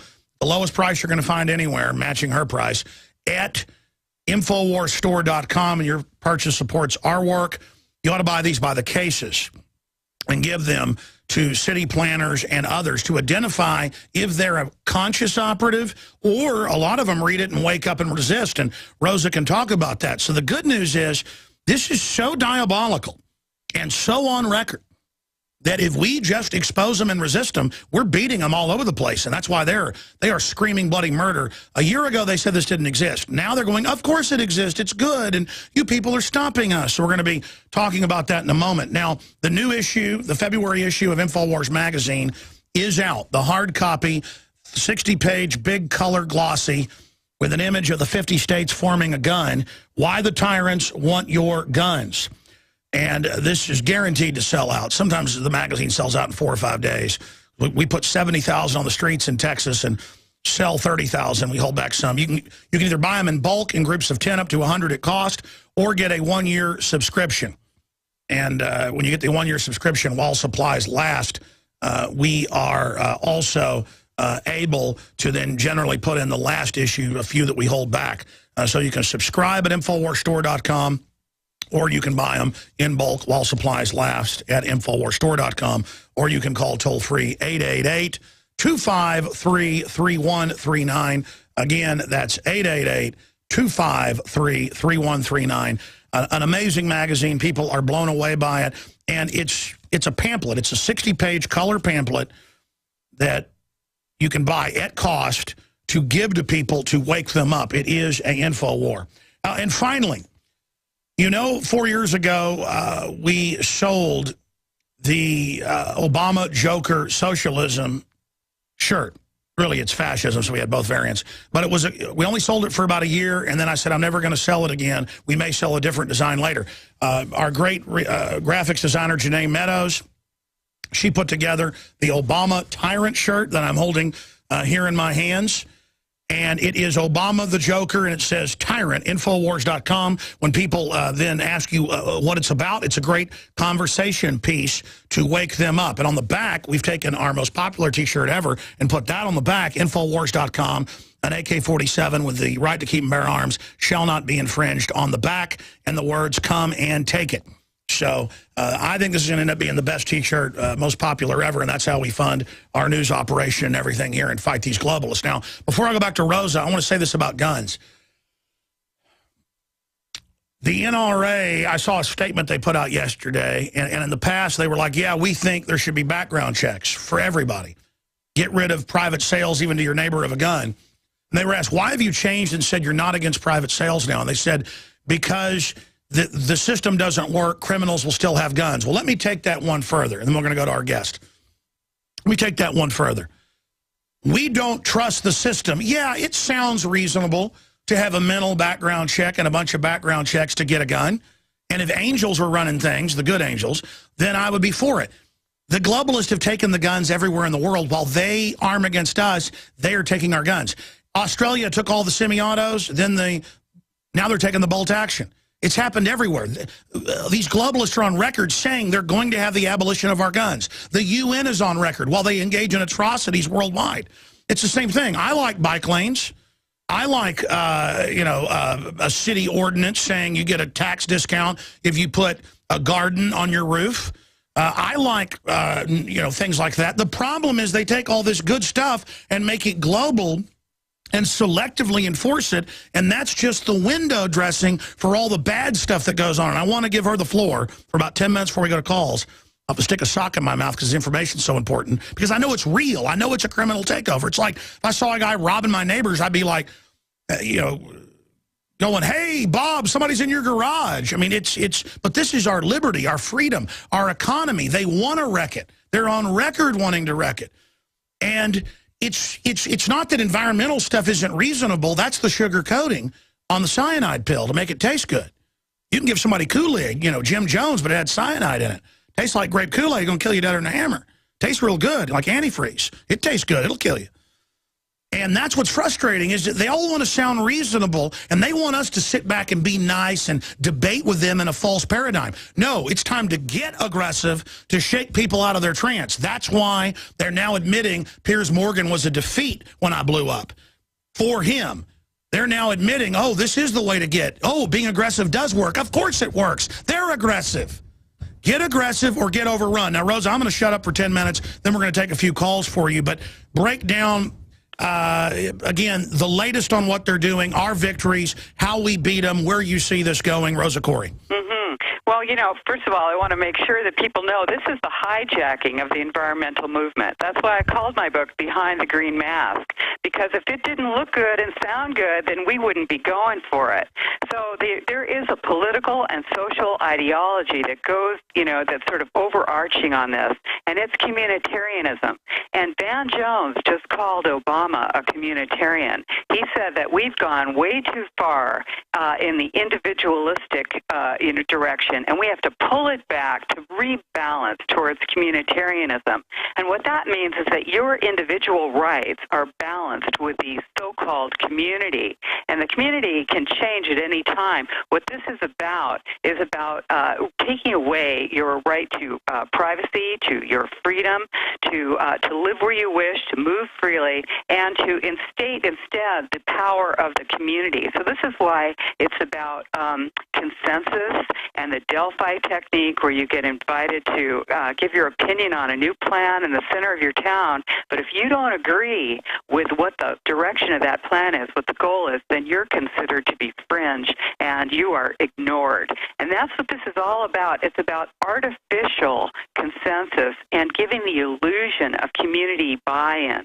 So that's why I say awareness is the first step in the resistance, because people need to educate themselves about what this looks like in their town, because you're going to see it called many different things. Your smart meters, you might see it as the international codes. You'll see it as whatever that plan is called, Vision 2025, or One Valley, One Vision, or whatever they're calling it in your town. It's the same plan all across the world. And Agenda 21 is the action plan to inventory and control all land, water, minerals, plants, animals, means of construction, education, energy, and information, and human beings in the world. That's what this plan is about. Now, we have a chance to fight this. I believe that 2013 is the year of critical awareness all over the world, and we are really breaking through. This is the year where people are understanding that this is a global, regional neighborhood plan. It's global, designed to look like it's coming up from the grassroots, and it is not. So it's up to us. There's no heroes. Nobody on the sidelines here. You know, we've got to get out there and expose these public-private partnerships in our local communities and our towns. We want to educate our local officials and let them know that we will support them if they refuse to take federal grants for Partnership for Sustainable Community grants. We will support them, but if they don't listen to us, we will take them out. We need to recognize that we have power. So what we're doing is we are getting active in the resistance. We're understanding that you don't wait until it gets violent. You want to call a halt to it while you can. So you want to stop redevelopment projects. This is so-called urban renewal, which actually directs you into city centers. You want to stop them from pulverizing your rural roads to gravel. You want to get out there and protect those farmers that are out there being restricted and regulated to death. They're putting monitoring on wells, private wells. They are, what is happening with your government is that you are looking at treason. Treason is happening in every town all across the world. There are people who think that they're doing the right thing. It's up to us as the informed electorate to let our elected officials know that they are committing treason, and treason has no statute of limitations. There is no statute of limitations, so these people will be held to account. And this is our job. There are way more of us than there are of them, and we need to expose collaborators, speak out, anti-Delphi these meetings, and work together to break that left-right paradigm, because that terrifies those who are in power. And we can do it. We are doing it all over the world. I'll actually be in Texas in March. I'm traveling all across the country, speaking out, and Exciting. People are joining me. This is tremendous. We are really getting movement across the world. And by the way, you know, the globalists operate like we don't read their own websites and white papers. Talk about their panic button. They're not just freaking out in the Washington Post, New York Times, you know, admitting we're fighting them globally. They are panicking in their own white papers right now. What's hurting them the worst? I mean, I guess just exposure. People go to the meetings. No one's allowed to even talk. They just tell you, you know, what to believe, or even if you do, they then certify it. I mean, people understand what's happening here. Well, you know, we have a series of videos online called Near Riot at Delphi meeting, which are really great. And the thing is that people now are beginning to recognize what it looks like, because they've been told, you know, these controlled opposition people will tell you not to talk about Agenda 21. And, you know, you're being directed by people who are infiltrating your Exactly. They'll say it's discrediting to talk about Agenda 21 and the UN biological diversity assessments. It's just, don't do that. That is how they're controlling people. Yeah, that's what controlled opposition looks like. So you need to show up and occupy those government meetings and talk about Agenda 21 sustainable development. Let them know that you know what it is. Those three pillars of Agenda 21 are economy, ecology, and social equity. And when you see that together, you want to break that down. And you want to advise your elected officials that you are going to take them out if they don't drop this out. You've got to remove yourself from this what it is money coming from the federal government that is funding these plans, and then that money is coming from corporations and nonprofits. So what you want to do is break that cycle and refuse to participate. You want to be the resistance. Right. That's right. All the big mega corporations, they put tiny seed money in to get the politicians. They conduit federal HUD money and others, just like Acorn, but in 100 other groups plus, back to them, to then let them take over the local government, take over the infrastructure, and then have their buildings subsidized and go tax-free while not letting you fix your roof. You know, that's right. And it's not only, hey, it's not only in land use. We're talking about education with a Common Core standards where teachers no longer can teach, where students are being restricted. I'm sure, Alex, you know about those little kids, the 6-year-olds who got suspended from school for using their fingers like guns and saying bang, it's bang. Total Soviet mind control. Right. This is what we're talking about is actually social engineering and restricting human beings so that they literally don't know what is right and what is wrong. And this is how you break down a society. We want to talk about a hostile takeover. That's what this is. The authoritarians, I've read countless books, Bernays and others, they say, we have them do, we tell them ridiculous things are bad. We tell them common sense things are bad. We tell them good things are bad, so they feel guilty and off balance and will do whatever we say. They're giving them a guilt complex.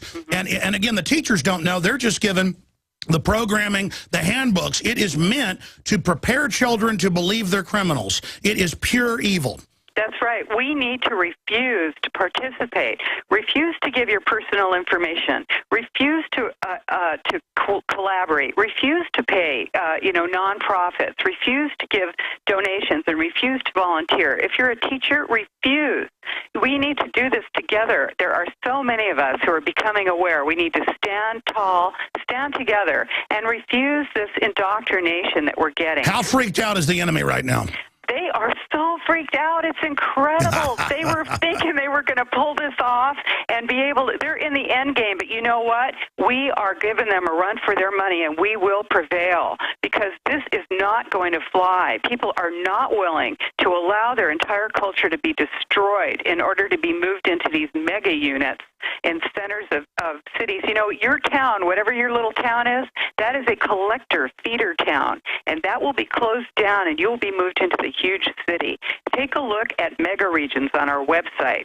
This is a project. Oh, they've openly announced it. I'm in this particular mega region, and they admit that you're not going to be able to live in these little towns unless you have special permits. That's all under the original UN maps where half the country's off limits. I mean, this is so diabolical. It's true, but you know what? We do have them on the run. When you start seeing this, they're vilifying me in the press, that's when I know I'm winning. When they're actually out there talking about this and they're saying, oh, that Agenda 21, that's a good thing, when they wouldn't even admit that it existed for 20 years, then you know you're winning. We are out there. We are bringing up the troops, and nobody is going to be left behind. Nobody on the sidelines. No heroes. We all work together. That's another reason. You know what? My book is a great opportunity for you to get up to speed on this quickly, and we've got 20 pages in the back on what you can do. So you want to educate yourself and others as quickly as you can.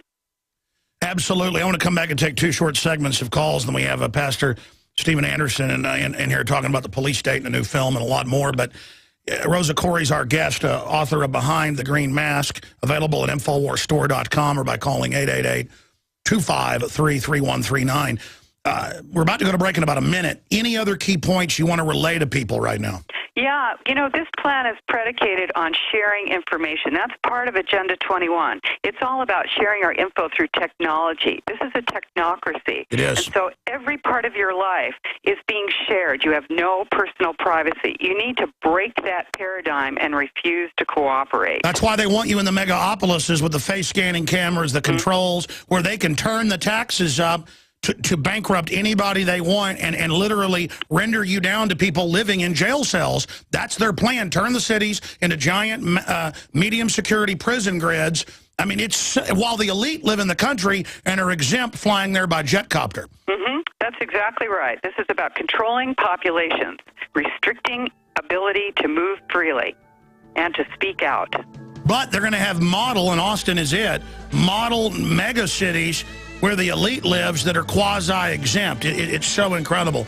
I mean, these people, it's a science fiction movie, folks. You're living in a science fiction movie. You've got to read her book. You've got to see my film, Endgame, Blueprint for Global Enslavement. This is a stated, on-the-record program. These are criminal authoritarians. You've got to realize they are your mortal enemies. I read part of the Telecommunications Act in '96, and it said by October 1st, 2001, all cell phones had to have a tracker chip in them to track you via satellite triangulation via the cell towers. And then the government would be able to dial in and listen to your phone even when it's off. It was all there. and that they would start sending you messages onto your phone. And it described text messages, and others it described smartphones. They're like 30 years ahead of us.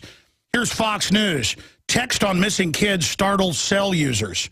And this is out of Los Angeles. They first tested on the East Coast, now the West Coast. Now it's happening in Austin. My crew are getting these. And they say now it's going to be presidential announcements. Your smartphone will break in, and it'll be Obama. I mean, people of Earth, we are the Glaxian Empire. I mean, it's total control. The police are being trained to set up checkpoints to take your guns. It's already happening to veterans in New York. Checkpoints. They just randomly pull you over at a checkpoint, search your car. 30-round mag, 5 felonies. I mean, they're coming. This is how they're going to purge us. And you're like, well, I'll just turn my guns in. They're still coming. These are authoritarians. Oh, we're in so much trouble. I just can't believe it's actually happening. And there are a lot of people that want power. Here it is, FEMA implements special chip in cell phones to send out alerts. I told people about this 16 years ago, and they looked at me like I was a space alien. Ladies and gentlemen, they're running Army checkpoints all over the country. They're having hardcore Army drills everywhere and saying the Army is going to respond to extremists now in America.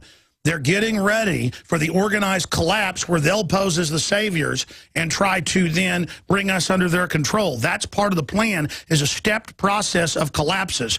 Rosa Koire, we're going to take a few calls, but your comment on what I just covered. Well, you know, it goes worse than that, because there's something called mandatory volunteering, and if you haven't caught on to that, it's basically slavery. This is the trend where you're going to be expected to do your mandatory volunteering if you want to get anything from the so-called community. So we're talking about restrictions on every aspect of your life. It's not enough to pay 70% on average if you actually work to the government one way or another. Well, the Rahm Emanuel said you're going to serve at least 2 months every year, up to age 65. Yeah, that's right. Lifelong learning and participation in your community. Which means brainwashing. Giving back. That's it. Yeah, we're not doing enough. No, we're not doing enough. Let's go ahead and take a call from a listener who's listening on KKGM up in Dallas, Fort Worth, 1630. Ryan, you're on the air. Go. Hi. There was 2 ladies that recently got arrested for their smart meters. I want to know, Rosa, did you hear anything about that? Because I have a similar story. Yeah, okay, sure. That's in Naperville, and, you know, a very good friend of mine, Thelma Taormina in Houston, actually held a gun on the guy who was going to put one on her house. So, you know, this is... people are resisting and fighting smart meters. Smart meters are, of course, part of United Nations Agenda 21. And for those that don't know, they admit that, and all the new appliances, and the CIA director admitted, Petraeus said we're spying on you through your, quote, washing machine. All the new ones, it dials in and monitors you. I mean, they're putting a giant eavesdropper on your house. Check this out, Alex. I don't know if you knew this, but you know how they crushed the old cars? Well, they're going into, you know, like Goodwills and stuff and buying up old appliances and crushing those so that you won't be able to get an old appliance that doesn't have a chip in it. They know what they're doing, boy. That's what the design is. So think of the diabolical evil, folks. I mean, this is a nightmare. Yeah, but you know what? We are going to win this. We need to work together. Let's get the information out to people. I agree. Ryan, what happened to you real fast? I had a sign. I listened to the lady from Democrats versus Agenda 21, the lady that you have on. Anyways, I put a sign on. I wrote a bunch of letters to the proper officials. I even put a lock onto the smart meter. They came through trespass, you know, with the sign said exclusively that you're allowed on my property, but not to switch out the meter. They ripped the sign down, took off the lock, put in the smart meter. I called the lady, actually talked to the PR people. By the way, stay there. Oh, man, I want to go to more of your calls. We're almost out of time. We got a powerful in-studio guest as well, but she's coming to Texas. We'll get her in here for 2 hours at that time. Rosa Koire's our guest, author of Behind the Green Mask. Ryan in Texas, yeah, no, it's illegal for them to come across your property and do this. They could just turn your power off, I guess, and then you got to argue with them on that. That's why they have laws trying to block real solar power you control. They want it in their grid, and that's really the answer here, is to get out of the system. You know, real sustainability, their sustainability is the opposite of sustainability. It's slavery. But what happened when you said you violated my rights?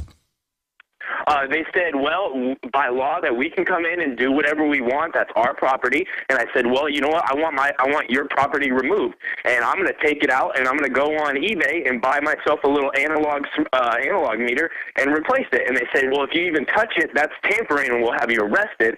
And I go, well, I want it out. And they go, the only option is for you to go solar, and anybody that refuses to have the smart meter installed in the beginning quarter of this year, they're just going to start turning people's powers off. You know what? I say go dark, and then they're going to send the health department saying you're unsanitary and stuff, and say, hey, they get a civil rights lawsuit, and then bring out that they're dialing into everything you're doing, watching and listening to you, including jacking your computers. This is on record, folks, in the Google patents, and dialing into your camera and microphone. God bless you, sir. Let's go get a quick comment from Rosa Koire.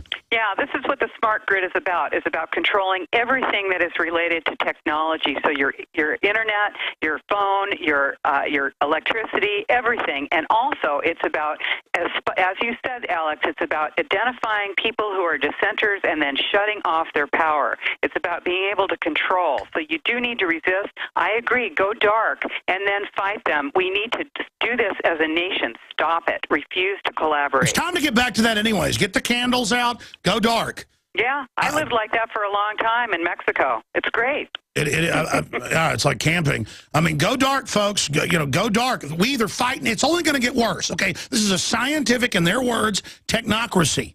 They think they've got it all planned out, and they're counting on you to be lazy. God bless you, sir. Go dark, sue them, fight them. This is the new civil rights movement. While they're busy saying if you don't want to turn your guns in, you're a cracker, and that's on MSNBC, total racism, to create racial division. The real discrimination is going on against all of us by the globalist. Mike in New Hampshire, you're on the air. Welcome. Hey, how are you, Alex? Good, sir. How you doing? I got a quick question for you. Oh, jeez. Almost out of time.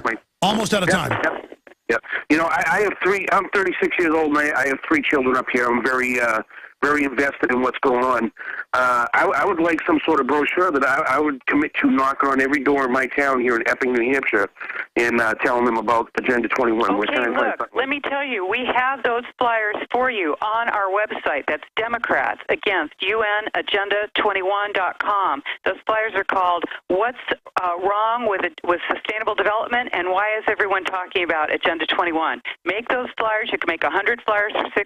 Walk them around. Get that info out to everyone. Absolutely. It's time to hit them and hit them hard. And you said you've got children. That's what this is about. This is the Chinese communist slave model with a tiny elite on top that are free market and get the money. The globalists, the CFR admits, the deal they made with the Chinese communist is the plan here. They've done this in China. Rosa? Yeah, and that's it. This is what we're fighting. One great thing is that this year I am being invited to speak to governors, to Congress people, to senators all across the country. So people are getting through to their elected officials. We want to draw this down. We want to block it. This is an ideology, and we will stop it. Free people never submit to this kind of tyranny. No, they don't. Rosa Koire, we're going to talk to you again soon. Callers, I'll get to you. Get to talk to Pastor Williams. We can talk Agenda 21. The book, Behind the Green Mask, Agenda 21. Rosa Koire, available at Infowars.com right now. But go to her site. Print off the flyers in your printer and get them out to people. Give the website out one more time. Democrats Against UNAgenda21.com. Great job. Great job. We'll talk to you soon in studio. We'll be back. Thank you for joining us again on this Friday, February 1st, 2013 edition. I am your host, Alex Jones, and wow, we just had Rosa Koire on with Agenda 21, the book, and everything she's saying is totally true. I mean, we're calling them total eugenics, world government, population reduction, turning the cities into total prisons where everything's surveilled beyond 1984, forced abortions, suicide nets around the Agenda 21 factories. All of it's true, and then some. And we've just had it so good because of liberty. America, people say, they can point out the problems with America. But compared to other countries, 5% of the population, half the world's wealth. Now as the liberty is taken, now as the Constitution is ignored, now as the Bible is ignored, everything's going to hell in a handbasket. And you can't deny that, whether you believe in God or not. When you become decadent, when you don't care about other people, when you don't make a stand, when you don't take action, you are rudderless, and a ship without a rudder just goes around wherever the wind blows it. And that's why I have an article up at Infowars.com, Population Control Propagandists. This is at Yale with top UN officials. We get very little opposition from the public because via the television programs, we have very gradual evolution of the characters. It's an hour and 50-something minute video. You can go watch it. Go do it. Go watch them laugh about you. Go watch them talk about how they're conditioning you with the television. I mean, you go see those messages that are anti-man, anti-family, anti-liberty, that are savage. That's because they want to screw you up. They want to have you be alone. And they say that if you go after other groups, you hate them. No, no, no, no. What's happening is they want to make us all under the state's control. They want to bankrupt us. And the Democratic Party officially has adopted, by the 60s, the Cloward and Piven strategy that we've talked about for 15, 16 years that's become now widely understood, just like Agenda 21, where the top sociologists for the Democratic Party said we're going to bankrupt things in the name of the poor, but it's meant to bankrupt things to bring in our socialist society, which isn't even socialist. When you hear socialism, that means get control of you so you can be under eugenics. Now, I know we got loaded phones. We're going to get to so many that are patiently holding, like Sean in Australia. I didn't even notice we had a caller from Australia. William, Eric, Ed. We'll probably go into overdrive next hour because our guest is here all the way from Arizona. I shot a video talking about this last night. Weldon Henson a few weeks ago, who's does research over what we carry. Either I watch and read something and like it or have an idea, or he's going over stuff we're sent and brings it to me. And he said, hey, I really like this after the tribulation, let no man be deceived. Do you know who these guys are? And yes, I know who all three of the men are that are featured in it. And it's a very well-done film, and it's after the tribulation, let no man be deceived. Now, I want to explain something here. Let's say you don't believe in God. You don't believe in a sixth sense. You don't know why when you're walking, through an empty place, you feel somebody looking at you, and there's a guy behind you. You don't know why all that happens, why a monarch butterfly can, fly to Canada and back or whatever. You just think all that is here, the TV is the reality, whatever. The elites are all very, very spiritual. And let me tell you, they worship something that looks a lot like the devil of the Bible. In fact, they say that's who they worship. They believe Lucifer is God. And I was brought up a Christian, and I have had spiritual experiences, and we've got that part of our brain connected to our spirit. But you get a little bit older, and you hear all this stuff. But then when I went to Bohemian Grove and saw 1,000+ world leaders in religious rapture that I'd experienced in Baptist and evangelical churches I went to as a child, but on a dark side, people really, in a religious experience, an average atheist goes, oh, they're just having fun worshiping the big owl and doing a mock sacrifice to it. But you see, when you're there, it's not just a play. Plays come from religious events thousands of years ago. The stage, the people watching. The whole world's a stage. Each of us players upon it. You find out, man, there's something going on here. But I know this. It was Christians that said no to slavery in Rome 2,000 years ago and got thrown to the lions. If you want to be technical, about 1,960 years ago is when it was really going on. It was Christians said no to slavery in Europe and then finally here. Now, there's some Bohemian Grove footage from Dark Secrets Inside Bohemian Grove we're showing TV viewers.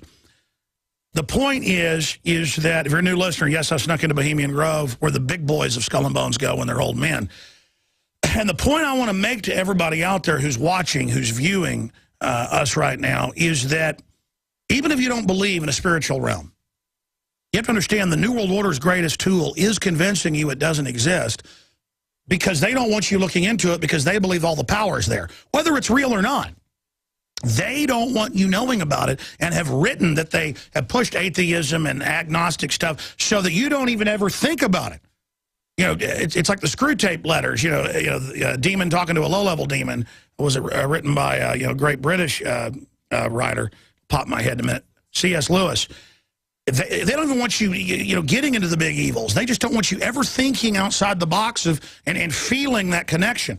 Or they want to misdirect it if you do discover that.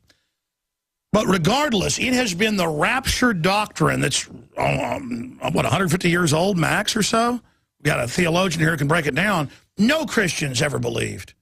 And I guess there were a few small groups later in Rome who did for a certain period that it was the end of the world, or, oh, don't worry about evil, it's the end of the world. Our founders are now criticized by TV preachers who are getting government funding and clergy response team FEMA money to say, oh, the Christians. I've got the clips. You can just go to YouTube. TV preacher says that we shouldn't have, Christians should have obeyed and worshiped the gods and shouldn't have been thrown to the lions, twisting Romans 13. They teach our founders were bad. They should have followed King George. That's all diametrically opposed to everything in the Bible. So understand, if you want to know why we got in this position, where the government now runs the churches, it violates the First Amendment and common sense this country was founded on, it's because the leadership got bought off by the World Council of Churches, the National Council of Churches, the same Rockefeller groups. Go look it up. And so from an anthropologist or sociologist view, you need to see after the tribulation, because the Bible clearly states the tribulation comes after the devil wages war on the saints and overcomes them and chops off their heads by the millions and all of this. And I understand why Christians go, oh, no, I'm going to get jet-packed out of here. A golden rope's going to come down. Scotty's up there on the Enterprise. He's going to teleport me out of here. Well, let me tell you something. The Bible, from front to back, nobody gets teleported out except for one guy who'd been so good, God picked him up. But the point is and he didn't... he wasn't getting teleported out to escape something. He'd already gone through the fire. Okay, so I want to explain some, of course, and Christ, of course, did as well, but that wasn't really a man. You can go back and forth. The point is God in man's body. The point is this is the real deal, ladies and gentlemen, okay? And they hate Christians and they hate gun owners because they know we understand what's going on. That's the litmus test that we know they're authoritarians. Now, he's with us for this hour and a little bit into the next hour. After the Tribulation, a film that they even did an Infowars-style trailer without us even saying it. So I went ahead and tagged on my own promo onto it. It's up at Infowars.com right now. But After the Tribulation, let no man deceive you. Everyone needs to buy this at InfoWarsStore.com and go give it to their pastor, their preachers, and others. And again, Pastor Steve Anderson is famously... 100-mile-in checkpoints. He's been beat up for asking questions. We'll play some of that later. He's the guy that said, he prays for Obama, to be brought down, which is biblical, got demonized for that. But Pastor Stephen Anderson was born and raised in Sacramento, California. He's married with 7 beautiful children. At age 18, he traveled throughout Germany and Eastern Europe with Baptist churches, studying foreign languages and getting experience in the ministry. Pastor Anderson started a totally independent Baptist church, Faithful World Baptist Church, on December 25th, 2005. So I guess 7, 8 years old now, and faithfulworldbaptist.org is the website. Okay, we're going to break in a few minutes. Great to have you here, but let's get right in to this film and the scriptures and where this doctrine came, that it's a pre-tribulation rapture, so nobody's got to worry about anything. All the other Christians had to go through the fire, but, this generation, as it's all coming down, we're going to be left alone. Hey, thanks for having me on, Alex. Good to be here. I think this film is most important because if you want to know why Christians are asleep right now, if you want to know why the vast majority of Christians don't want to hear about the New World Order, they don't care when you warn them about global government or police state, it's because of this doctrine. This pre-trib rapture doctrine makes everybody believe that it doesn't really matter what's going on because we're all going to be out of here. And there was a pastor in Arizona that I know who recently said to me, as soon as he found out that I didn't believe in this pre-tribulation rapture, he said, well, now I understand why you're so paranoid about government. Because he'd seen all the stuff with... Yeah, that's sick that they don't care about, even if they were going to be teleported out, don't they care about all the people now? No, they don't. They sit around at country clubs.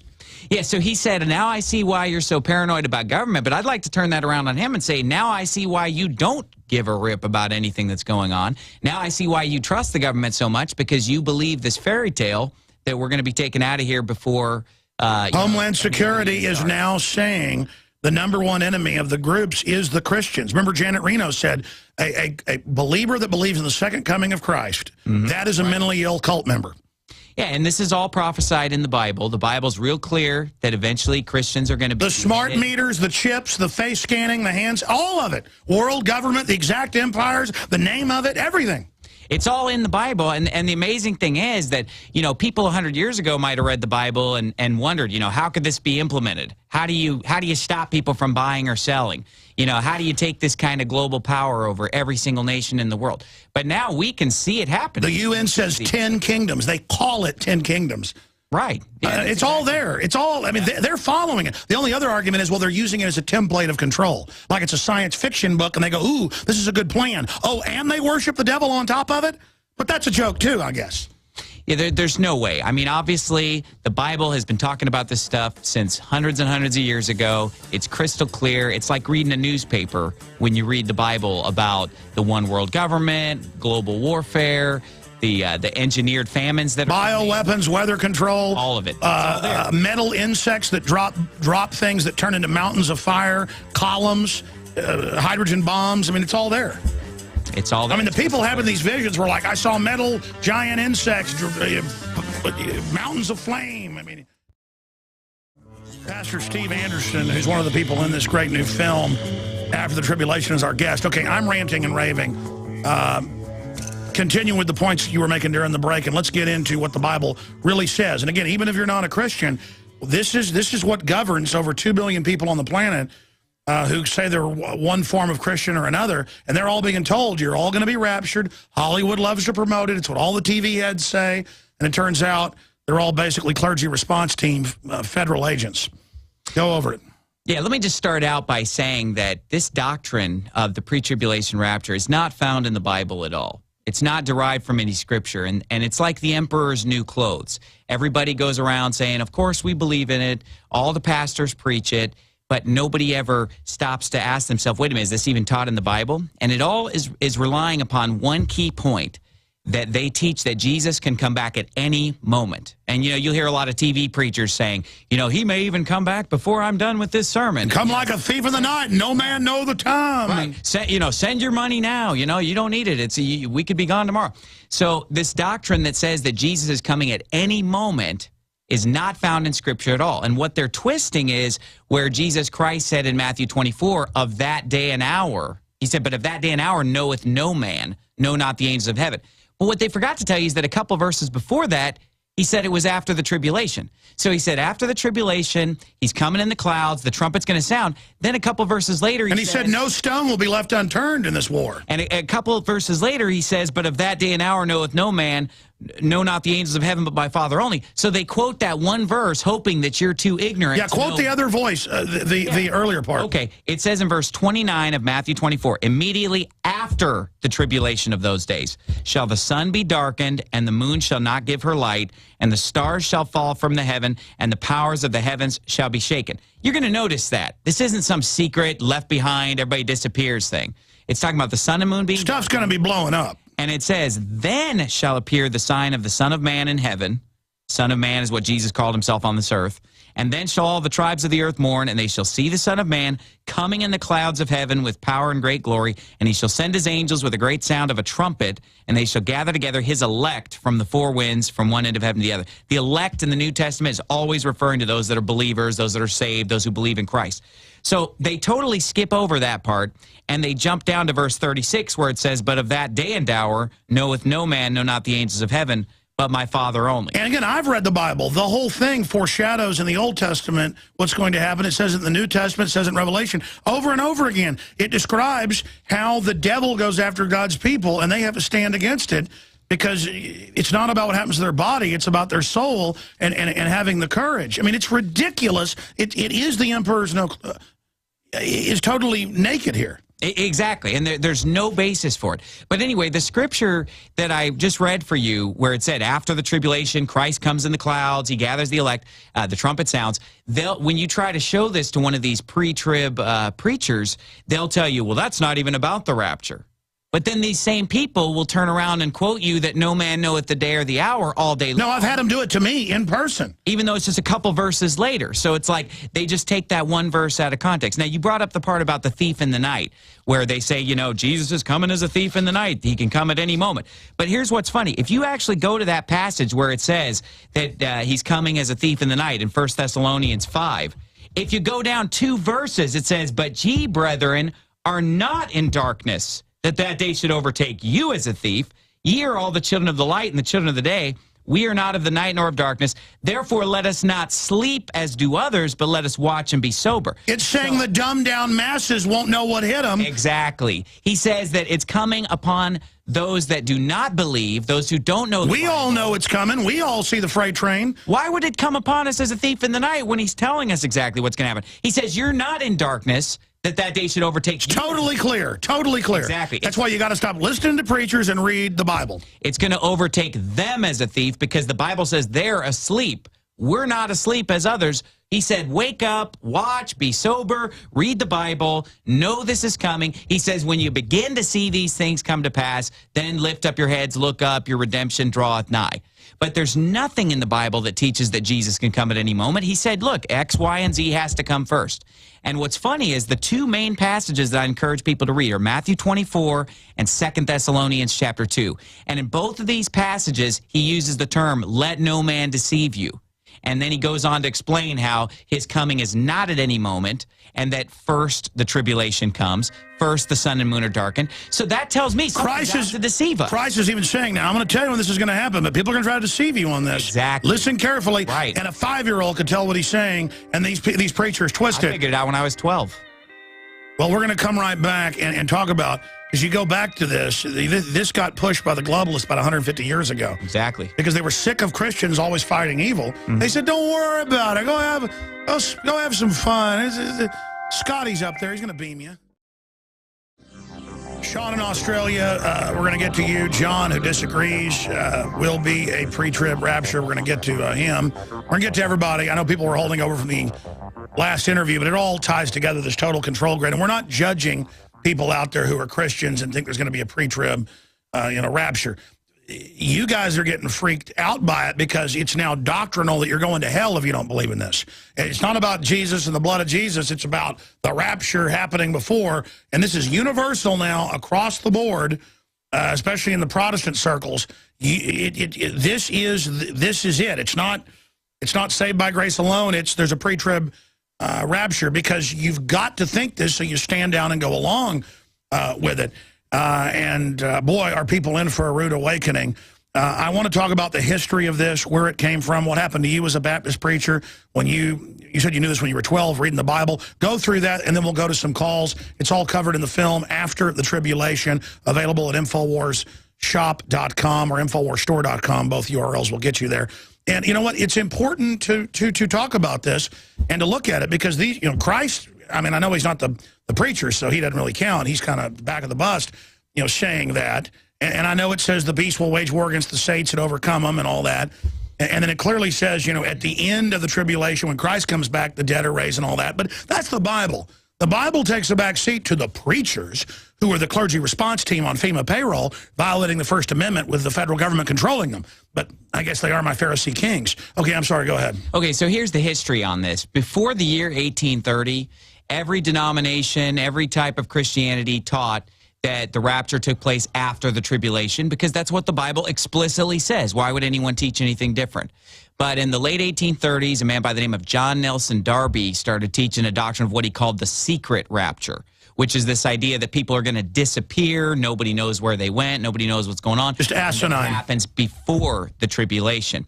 Okay, he promoted and taught that doctrine throughout the 1800s. He put out his own version of the Bible, the Darby translation, where he tampered with key passages about the second coming of Christ. And he's famous for that. Oh, yeah.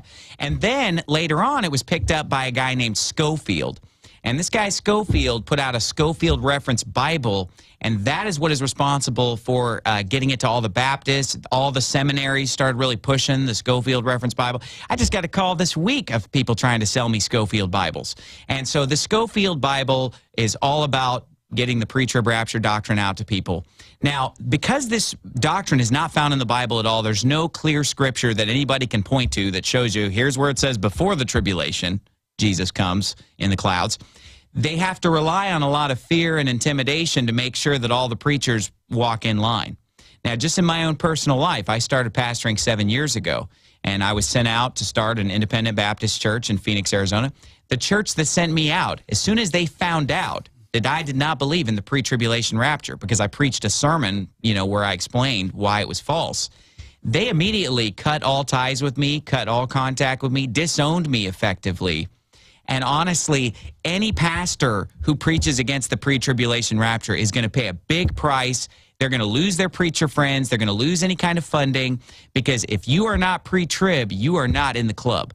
And they have to rely on that blackballing of anybody who will question it in order to make sure that every Baptist and every evangelical is in lockstep teaching the pre-trib rapture. Let me tell you something. Every single Baptist Bible college or Baptist seminary or evangelical Bible college that I know of teaches the pre-tribulation rapture, and they demand that their graduates believe it. And they even have Hollywood movies where the aliens come and take the good people away. I mean, the Hollywood's pushing this. And every single church I've ever been in had people who believed right on this. Because, you know, there are people who, believe it or not, there are some people who actually read the Bible and believe it. You were saying when you were 12. When I was 12, I've believed it right on this since I was 12. I grew up being taught the pre-trib rapture in every church I've ever been to.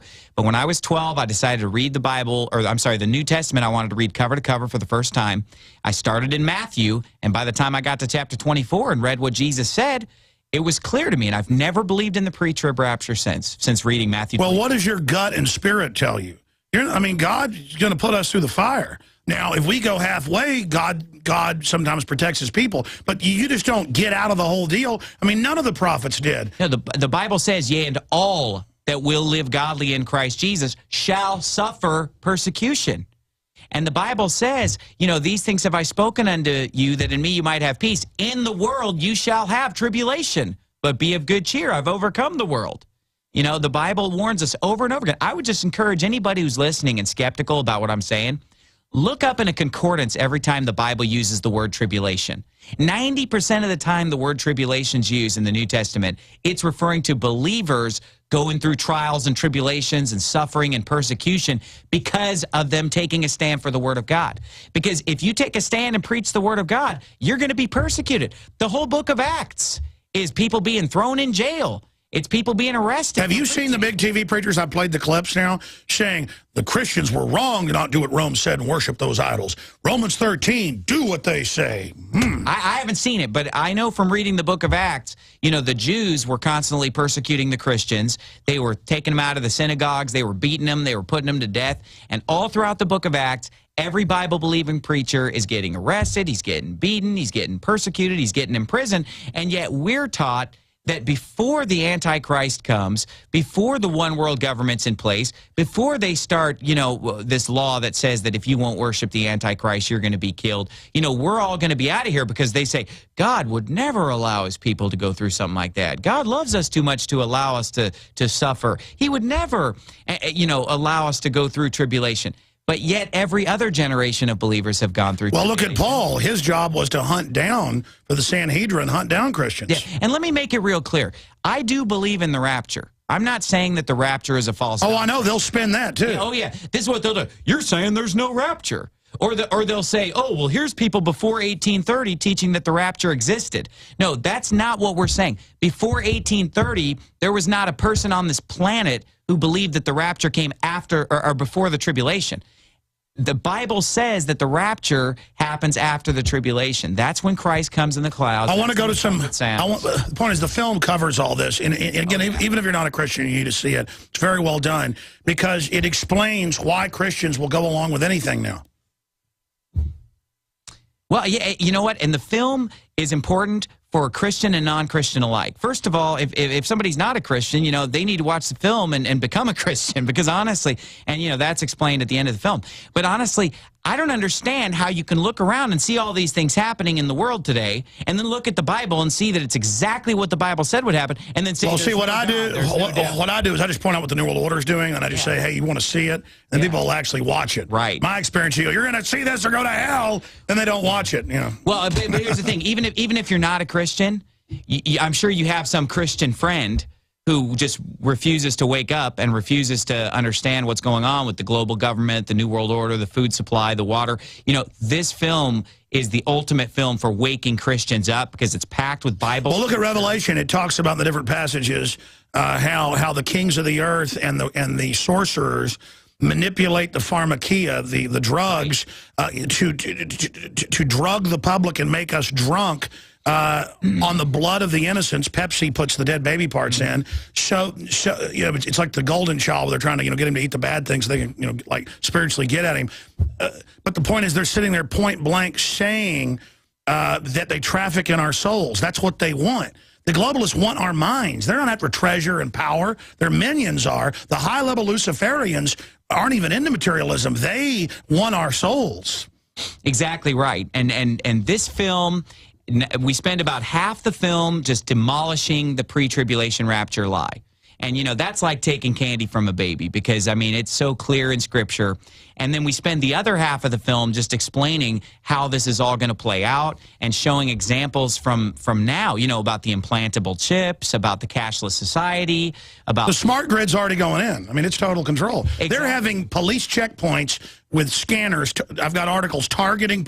They know veterans... off their license plate scan, no criminal record. The police are, this is a courtesy safety check. Let me search your car without a warrant. And then they're getting, in New York State, 5 felony counts facing 20 years in jail. And they're saying, I'm a decorated veteran. I didn't even know that the law said this was illegal. And they're like throwing the book at him saying, we're going to get you. I mean, they're going after good people now. Oh, yeah. And all throughout the Bible, going back to the very beginning, Cain killed Abel. All throughout the Bible, it's the bad guys killing the good guys. And evil wants high office to abuse. Exactly. And again, the whole Bible's about don't trust the government, stand up against it. Romans 13 is totally taken out of context. Context is why we sell the book, Romans 13, The True Meaning of Submission, by Chuck Baldwin and his constitutional lawyer's son, breaks that all down. Every church I go to, doesn't matter, Pentecostal, evangelical, Baptist, my wife wants to go to church. For Christian friends, I go in, and at the end of the sermon, they go, we need to do what the government says, and they're of the Lord, and there's going to be some times coming when the government needs to do some things, but it's of God. And I know their clergy response team, and I go up and say, were you told to do that by higher-ups for FEMA? I'm not going to talk about that now, sonny boy there. I mean, it's a federal agent there now. So devilish, so unconstitutional. And they're not even bad men themselves, but they are now agents of the New World Order. Well, I actually used to attend a really big mega-type church, and when I went to that really big church, the pastor was literally called to a meeting with George W. Bush in Washington, D.C., with a bunch of other big-time pastors, and they sat him down and told him, we're on your team, but you need to help us, and here's what, and basically these pastors are literally getting their marching orders from the government, because the government's not stupid. They know that these big pastors that pastor really big churches. It's over 100,000 now. It's little ones. I've got the manuals. I'm sure you've seen our clergy response team stuff we broke 7, 8 years ago. And since then, it's been declassified. Right. They've got them ready that when the time comes, turn your guns in, take the shots, go to the camp, let them take your husband. It's of the Lord. It's actually. And what's sad about that is that. By the way, I'm not just saying that. That's in the manuals. Go ahead. Oh, I know. They plan on taking us away. I've seen the evidence. And the thing that's sad about it, though, is that it turns a lot of people off away from Christianity because they see how basically a lot of these pastors are these minions of the New World Order and these minions of big government and global warfare and all these different things. Minions of the devil. And minions of the devil. And then they look at that and it makes them turn against the Bible or turn against Jesus Christ or not want to hear about it. When in reality, that's not the Bible or Jesus talking. These guys don't know the Bible. And so if we could get some preachers that would stand up and preach what the Bible really says and warn people about these things, then maybe people would I agree. I'm gonna go to, and again, if people are out there, Christians, like, how dare you even talk about this? What's wrong with talking? See, this is the big taboo. Let me tell all the Christians out there something.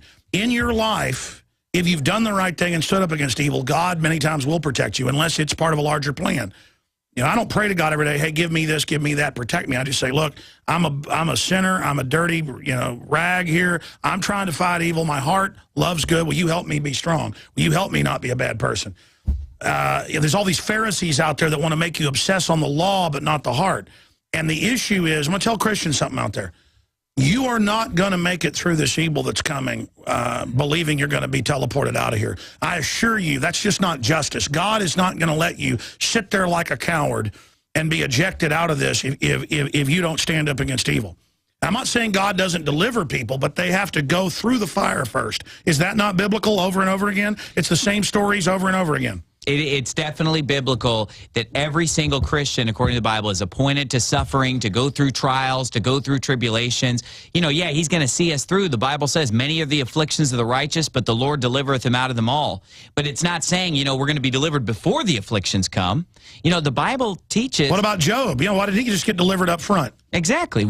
As Christians, we all have to fight. And it said he was as near perfect as any man. He was the greatest man living on the earth at that time, is what the Bible says. He was an upright man, and he went through the most suffering of anybody in the Bible, okay? Because all that will live godly in Christ Jesus shall suffer persecution. And Christians today, it's like you said, you know, the Christians today who don't see this coming, they're not prepared for it, you know, it's going to catch them unawares. It's going to catch them off guard. They're going to panic. They're going to be disillusioned. You know, oh, what happened to the rapture? I don't know what to do. I'm scared. You know, and you know, those of us that are awake, we're ready for it. You know, they're already setting up checkpoints nationwide where they're looking for veterans, Christians, gun owners, second coming of Christ believers, libertarians. They know. I mean, there are the main Homeland Security, and the same in Europe, is for us. I mean, there it is. These are really bad people. I mean, where's you know, I want to go to calls. We got a caller from Australia. He's been holding the longest. I promise I'm going to get you after the break, Sean. I'm going to give you time. But John says he disagrees. He's listening on shortwave in Texas, WWCR, World Service. John, what do you disagree with, brother? Hello. Yes, I'm approaching this conversation not hostile. I think it's okay. Tell us what you think, brother. Okay. I just didn't want you to understand. I'm not coming at you hostile. I don't mind that. Go ahead. Yes, sir. Pastor Anderson, in 2 Thessalonians chapter 3, chapter 2, verse 3, have you ever read the Geneva Bible?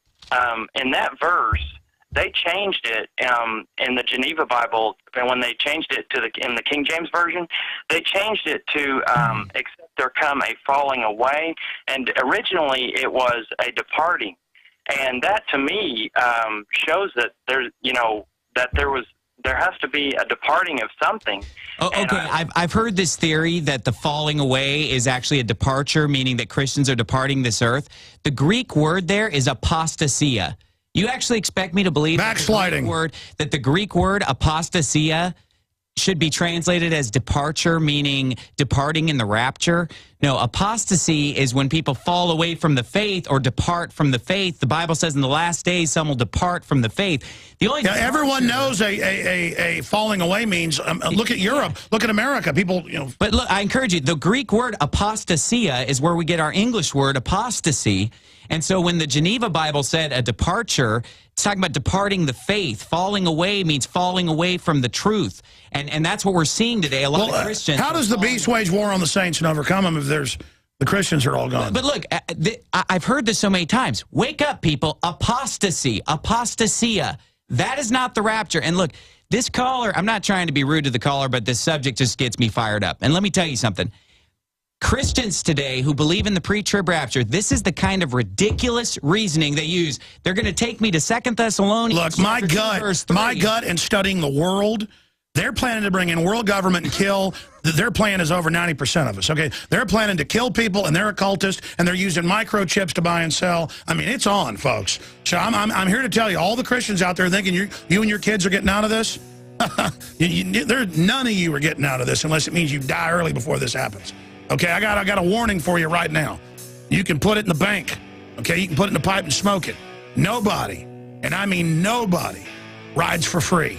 Nobody's going into the kingdom of heaven without showing their mettle. The fire separates the garbage from the gold. I'm going to go back to that caller. Stay there, sir. I want to give you a response back, John. By the way, everything we've talked about, unfortunately, is now starting to unfold, and all over the country, they're getting Homeland Security grants, starting with New York and L.A. They now have naked body scanners that the police force people into on the street randomly. They're doing something like 500,000 a year random searches without warrants now. That's up at Infowars.com in New York. And now they're having warrantless checkpoints here in Texas. I mean, this is just unbelievable. Engineer files lawsuit against New York street body scanners, violation of the Fourth Amendment. It's just incredible. MSNBC urges viewers to boycott gun manufacturers. I mean, this is a full racketeering operation. McCain and Schumer moved to force Americans to use biometric ID for employment. After the tribulation, sneak peek, got the trailer up there. Department of Homeland Security targets gun collector. Decorated combat veteran arrested, charged with 5 felonies for possession of AR-15 magazines in New York State. Now illegal. They say they're going to throw him under the jail. This is how they're going to come after us, folks, and it is pure evil. And we can be like Nineveh, I believe, and get a reprieve if we push this back. I had a sheriff on the one in Kentucky who's now got hundreds of sheriffs by his honor going public saying, I won't enforce this, I'm going to stand against the gun confiscation. Now hundreds, prominent ones are coming out saying they stand with him. He said, look, you know, he said, we might have had all this happen in the 70s, but people stood up. We would have had it happen last year. We're in the game, folks, and it's all in the Bible. Whether you believe it or not, it's amazing philosophy, amazing information. The media puts it down all day because they're scared of it. And read the Bible and tell me, how did it predict all this with such precision? I want to go to Sean in Australia, who's been holding super patient. I promise I'm going to get to you. But John in Texas, who disagrees, the pastor got fired up there with you. You're very nice to call in. Do you want to have a counterpoint back to him?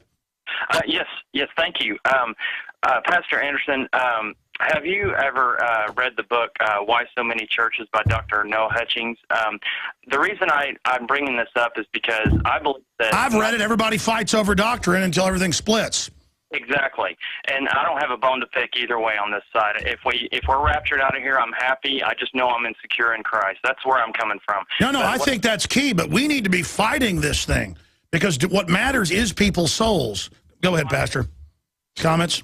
Well, you know, I appreciate the call, and I'm sorry that I got a little fired up there. It's just I'm really passionate about this. Falling away means falling down, not up. Yeah, if things fall, they fall down, they don't fall. We're not going to be raptured to the center of the earth. So the apostasia or falling away or departure is not the rapture. But as far as the idea of not fighting over doctrine, I disagree with that. I haven't read the book. I can't comment on it. But I'm going to fight over doctrine until I die, because I do want to fight over every little doctrine, because if it wasn't important, it wouldn't have been in the Bible. And let me tell you something. It's the New World Order that wants to unite everybody. Have you know World Council of Churches? Yeah, they want to unite all the churches. World Council of Churches. They want the ecumenicalism. They want the Baptist, the Methodist, Presbyterian, Catholic, Mormon, Jehovah's Witness. They want them all to join up. That's the new world. Let's go to Australia real quick. Sean in Australia, thanks for holding her on the air. Alex, how are you? Look, I want to speak to another book written by Carol Quigley that I'm sure you're familiar with, Tragedy and Hope. Yes, sir. There's a passage in there that actually gives you the historical framework for understanding why weapons are needed in times of human civilization when there is enemies. Now, if you give me just 5 minutes to read it, you can use this against anyone who argues against you. No, well, we're going to go to break and go to overdrive in a moment, but go ahead and tell people the passage, the page. We even sell Tragedy and Hope. It's like 1,100 pages long. This is a top globalist admitting the whole program, Bill Clinton's mentor at Georgetown.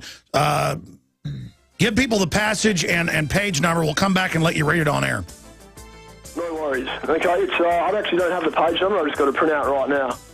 No, I understand, but I'm saying if you give me the page number, I can actually go grab the book right over there on the bookshelf and then show people. You know what? Give me a couple of words out of it, and then I can go to the give me a name out of it, and then I can go look up the page number in the back of the book. Stay there. We'll be right back.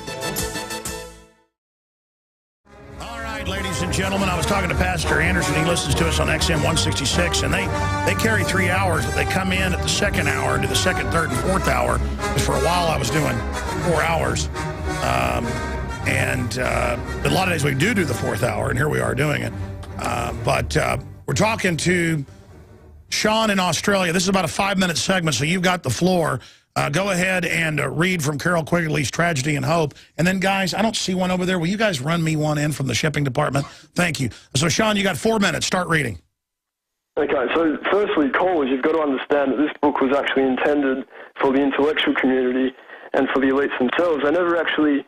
Really, it was never targeted for the general population, so the general population can now use this as the weapon. Yeah, this was a control manual for globalists to understand why they were left and right, how they created the synthesis. Go ahead. More or less. Okay, so this is directly reading. It's on the military level in Western civilization, the 20th century, the chief development has been a steady increase in the complexity and the cost of weapons. Weapons are cheap and easy to get, and so easy to use that almost anyone can use them after a short period of training. Armies are generally made up of large masses of amateur soldiers. Such weapons we call amateur weapons, and such armies we might call mass armies of citizen soldiers. The age of Pericles in classical Greece and the 19th century in Western civilization were periods of amateur weapons and citizen soldiers. But the 19th century was preceded, as was the age of Pericles also, by a period in which weapons were expensive and required long training in their use. Such weapons we call specialist weapons. Periods of specialist weapons are generally periods of small armies of professional soldiers. In a period of specialist weapons, the minority who have such weapons can usually force the majority who lack them to obey. Thus, a period of specialist weapons tends to give rise to a period of minority rule and authoritarian government. But a period of amateur weapons is a period in which all men are roughly equal in military power. A majority can compel a minority to yield, and a majority rule or even democratic government tends to rise. So what you've got to realise here in this passage is he refers to specialist weapons. Now, think about what we have right now. We have Skynet, total lockdown of the skies. We have specialist weapons. They're called drones. We have the specialist weapons against our health. It's called eugenics. So why do we need weapons? As we all know, it's not for hunting. It's to actually equalise power. Now, Carol Quigley characterises that periods of specialist weapons, which we are currently in today, the present, 2013, it's a period of specialist weapons, tend to give rise to a period of minority rule and authoritarian government. Now, the term authoritarian is actually incorrect. Alex also uses it a lot. You should actually refer to it as totalitarian government. Now, this totalitarian government is also in tandem with programs such as Agenda 21 and everything like that, and the underlying ideology of this I would actually like to speak to. Alex was just talking before about how the elites, or whatever you want to call them, worship, a specific religion. They worship certain ideologies. They recruit people into their organisation through what I call the most extreme form of nepotism, where they actually recruit people based on their ideologies alone. Now, the undercurrent of ideology through all sciences, especially earth or environmental sciences, is actually something called conservatism. The overwhelming belief from the scientific community is that the universe is entropic, right? That means that with time, the universe eventually dies of the so-called heat death. But if we look at anything in history, we actually see counter-entropic development. Hey, sir, let me stop you. I've actually got the book here, and its bibliography's big, but not big enough. I'm not finding I remember reading this many years ago. Tell me where you found it. Send your link to showtips@infowars.com, or give me the basic page number, because I want to show TV viewers this. You're right. This is big news. Stay there. I'm going to come back to you. Ladies and gentlemen, we're going back to Sean in Australia. If you just joined us, he brought up Tragedy and Hope, written by the head of political science at one time at Georgetown University. That's where the globalists send their people to get the inside scoop. And only 1,000 copies of this book were originally printed back in the mid-1960s to be given to the CIA section chiefs, State Department people. It was commissioned over a decade by the Carnegie and Rockefeller foundations. Quigley, later when this came out, had to admit that. And he brags in the book, actually, that he was commissioned and allowed into the Annals, the Bilderberg Group, and others. And he says, I believe this should be an open conspiracy. It's a great idea to have world government to engineer everybody. And the book is, let me tell you how many pages long. It's over 1,350 pages long. Now, the plates got out. And patriot groups associated with the John Birch Society and others printed tens of thousands of these up in the 70s. And there were even threats of legal actions and things. But the point is they backed off. And we found the publisher that republished it. I wasn't intending to sell the book today, but the caller from Australia called in and said, have you read what's on page 1200, The Unfolding of Time? And I'm going to show view. And it's also in chapter 2. The Unfolding of Time, but also in Chapter 2, they say similar things. And yes, I read most of this book. I'm going to be honest with you. It's 1,300 pages long. I read most of it back in about 1996, and a few years ago I tried to read it again. I'm going to be honest, I haven't read the whole thing. But the whole deal is how we control the left and the right. We want there to be the illusion of choice. We want to bankrupt people, make them dependent. Only we'll be able to operate. We like fascism. We like socialism. We like communism. As long as it centralizes, we hate libertarianism. We hate freedom because it makes people uppity. And this guy was, this caller was bringing this up, and I remember reading this when he was saying it. I knew he wasn't lying because I had the remnants of the memory of that. I guess that's what the beginning of wisdom is. You don't remember it all. You just remember pieces. You know the person's being accurate.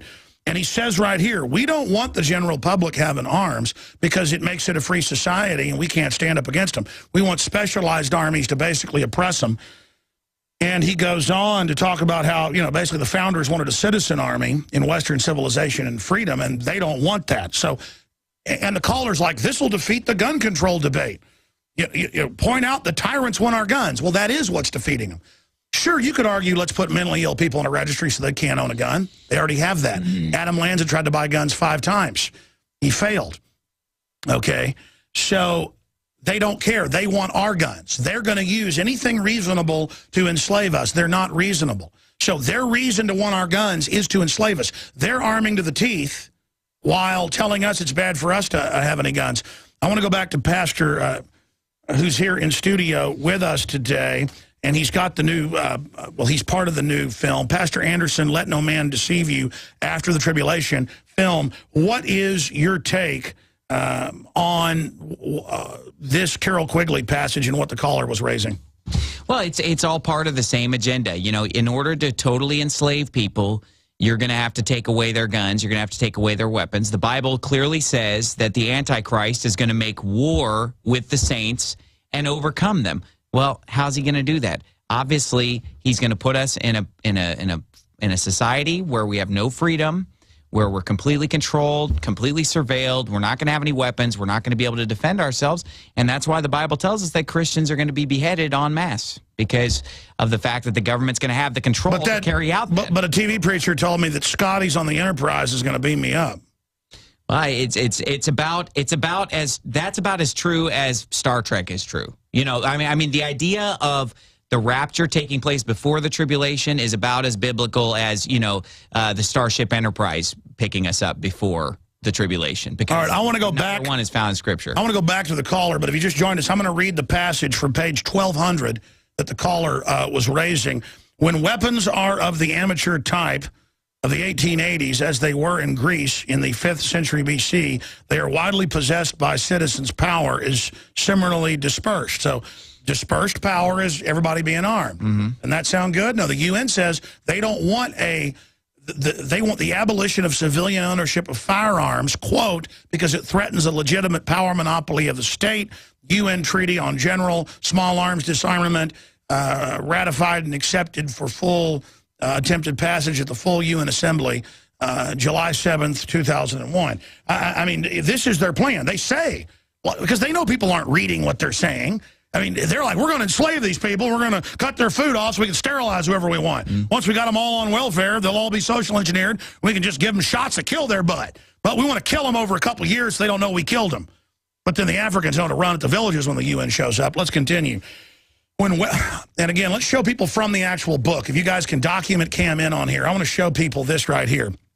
When the weapons are of an amateur type as the 1880s, as they were in Greece in the 5th century BC, they are widely possessed by citizens. Power is similarly dispersed, and no minority can compel the majority to yield to its will. Globalist foreign bankers. With such an amateur weapons system, that's what he calls it, in other conditions are not totally unfavorable. That's saying it's a problem for the elite if people are armed. We are likely to find majority rule. This is a big problem. And a relatively democratic political system. But on the contrary, when a period can be dominated by complex and expensive weapons that only a few persons can afford to possess, robot armies, drones, or can learn to use, we have a situation where the minority who control such specialist weapons can dominate the majority who lack them, and the minority is a eugenicist, Luciferian psycho group. You might not want them to be the only ones with weapons, just an idea. In such a society, sooner or later, an authoritarian political system that reflects the inequity and control of weapons will be established. At the present time, there are systems to be little reason to doubt that the specialist weapons of today will continue to dominate the military picture in the foreseeable future. And I'm going to do a whole piece on this because it's so important. He goes on to say how terrible it is that in the United States we have guns. That's right over here because they're not going to be able to have their social engineer system, you know, because of the United States and the guns. And England. Well, forget that. They got the guns in England. I'm not going to spend all day on that. Pastor Anderson, another comment there, and then we'll go back to the caller. Right. You know, it talks about the distribution of power amongst a lot of people versus being ruled by a small minority. Well, when we look at the book of Revelation, we see the end of this is that all the power is going to be concentrated in 10 kings or 10 leaders, and then all of those who give power unto the beast. Exactly. Then those 10 kings will further give all their power to one man who's called the Antichrist. And this man's going to be given all of the power. He's going to rule over the entire world. And he's going to have cures of diseases, life extension. It says miracles. His image will be projected into all places. Yes. A hologram TV. Mm-hmm. It describes that. Exactly. And so he is going to rule over everyone. And not only is he going to have all the political power, but he's also going to be worshipped as God. And the Christians are going to declare him to be the second coming of Jesus Christ, the apostate Christians. That's because they believe, well, you know, this must be the rapture or something. Yeah, this is the second coming of Christ. And then the Jews are going to say, this is our Messiah. We've been waiting for. And then, you know, the Islamic people, they will declare him to be the fifth imam or whatever. And then, or the Imam Mahdi. And then, you know, the Buddhists are going to say, well, this is the new embodiment of the Dalai Lama or whatever. And so that's why the UN already says you can have your religion, but it's going to worship this. Exactly. All of the major mainline religions, including apostate Christianity, are all going to be brought. Look at how the Pope's been saying we need a one-world religion and all the same. Exactly. They're all lining it up. Exactly. And all of these major false religions, they're all looking for some Messiah. Okay. Now, yes, we are looking for the second coming of Jesus Christ, but we know it comes after the tribulation. We know that the imposter comes first. Now, think about how evil this is. The Bible teaches us that before the second coming of Christ, there's an imposter coming and a great delusion. A great delusion, and an imposter who comes first and claims to be Jesus Christ before the real Jesus Christ comes back. And what is this pre-tribulation rapture doctrine teaching? To expect Jesus to come at any moment. Who's really coming? The Antichrist. Now, exactly. Now, let's explain this here in Overdrive. Powerful information. If you're looking at this, this is the only argument that people can say to shoot this down. Mm-hmm.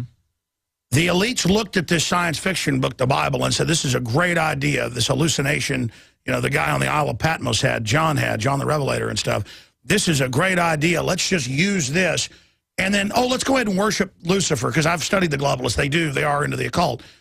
So they've just adopted it. They've just adopted the bad guy of the book as a self-fulfilling prophecy. What do you say to that? Well, you know, I say the fool hath said in his heart there is no God. You know, I'm a Bible-believing Christian. I believe every word of the Bible.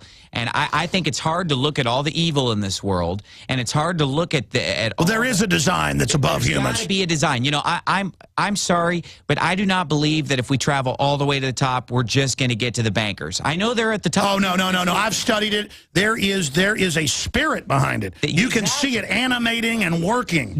I have studied it. Is multi-generational. It's been going on for hundreds of years. And it is magic.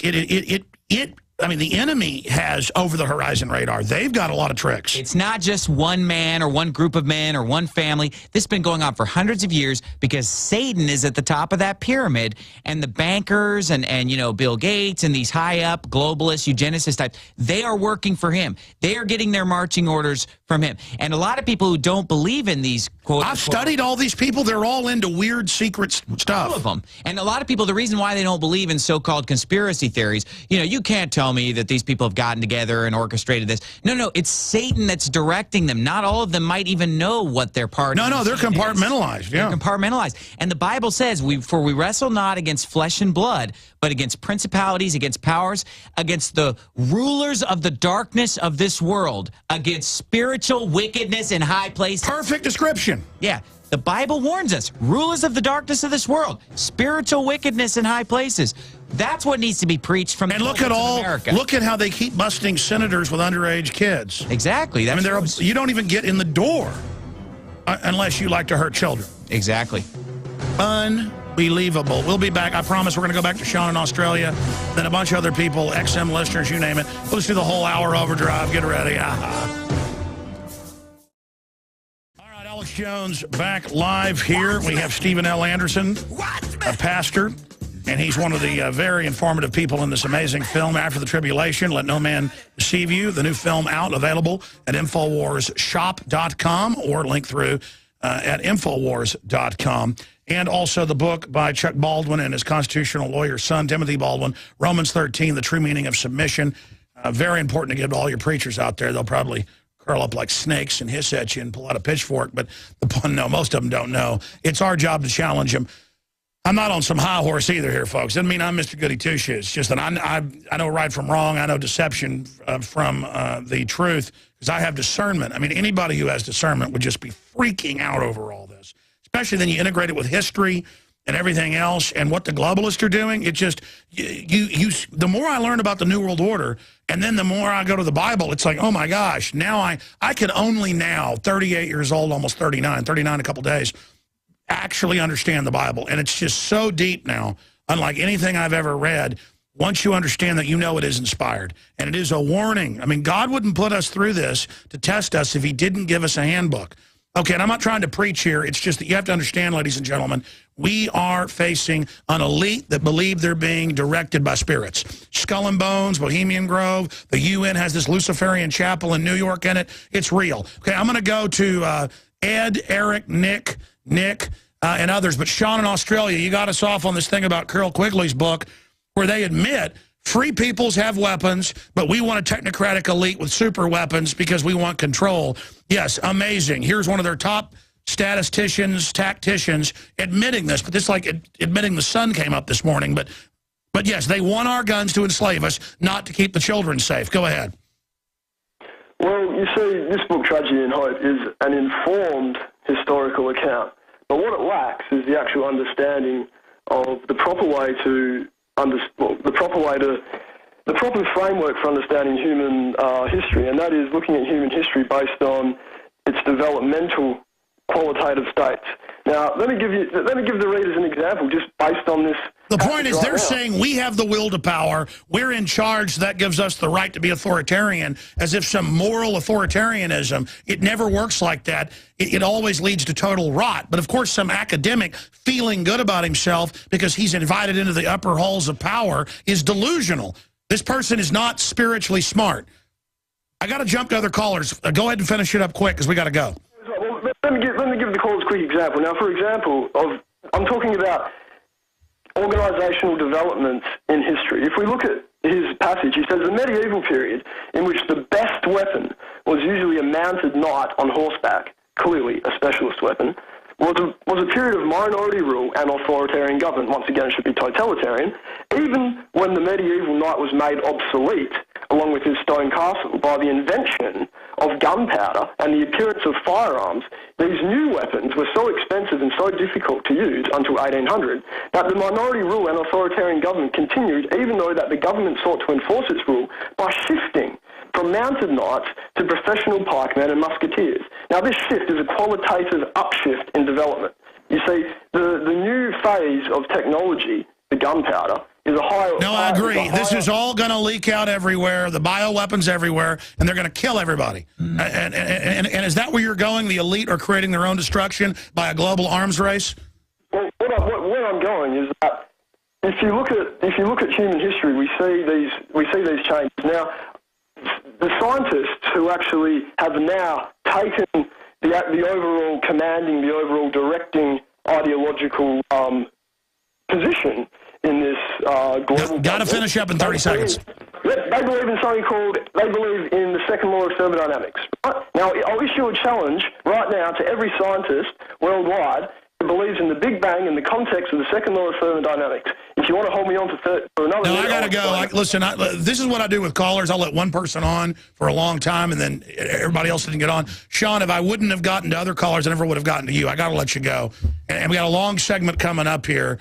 And I promise we're going to get to Ed, Eric, Nick, and that's going to be it for calls, our XM listeners and shortwave listeners and AM and FM listeners. We're going to get to you, and then we're going to give him some time to finish up some other topics and some other news that I haven't gotten to. But do you want to comment on where he was going with all that?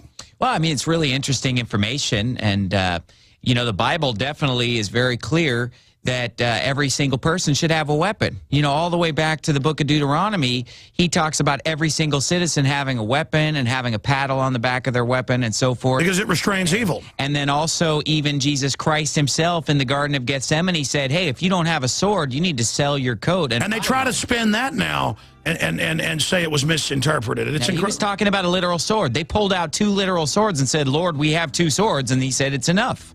And so the disciples had swords. But plus, somebody just had their ear chopped off with a sword. Yeah, we're talking about swords. Yeah, Peter pulled out a sword and chopped the ear off. Don't tell me that was a metaphor for the Bible. He didn't pull out his Bible and chop that guy's ears off give him a paper cut with a Bible. It was a literal sword. We'll be right back. Stay with us.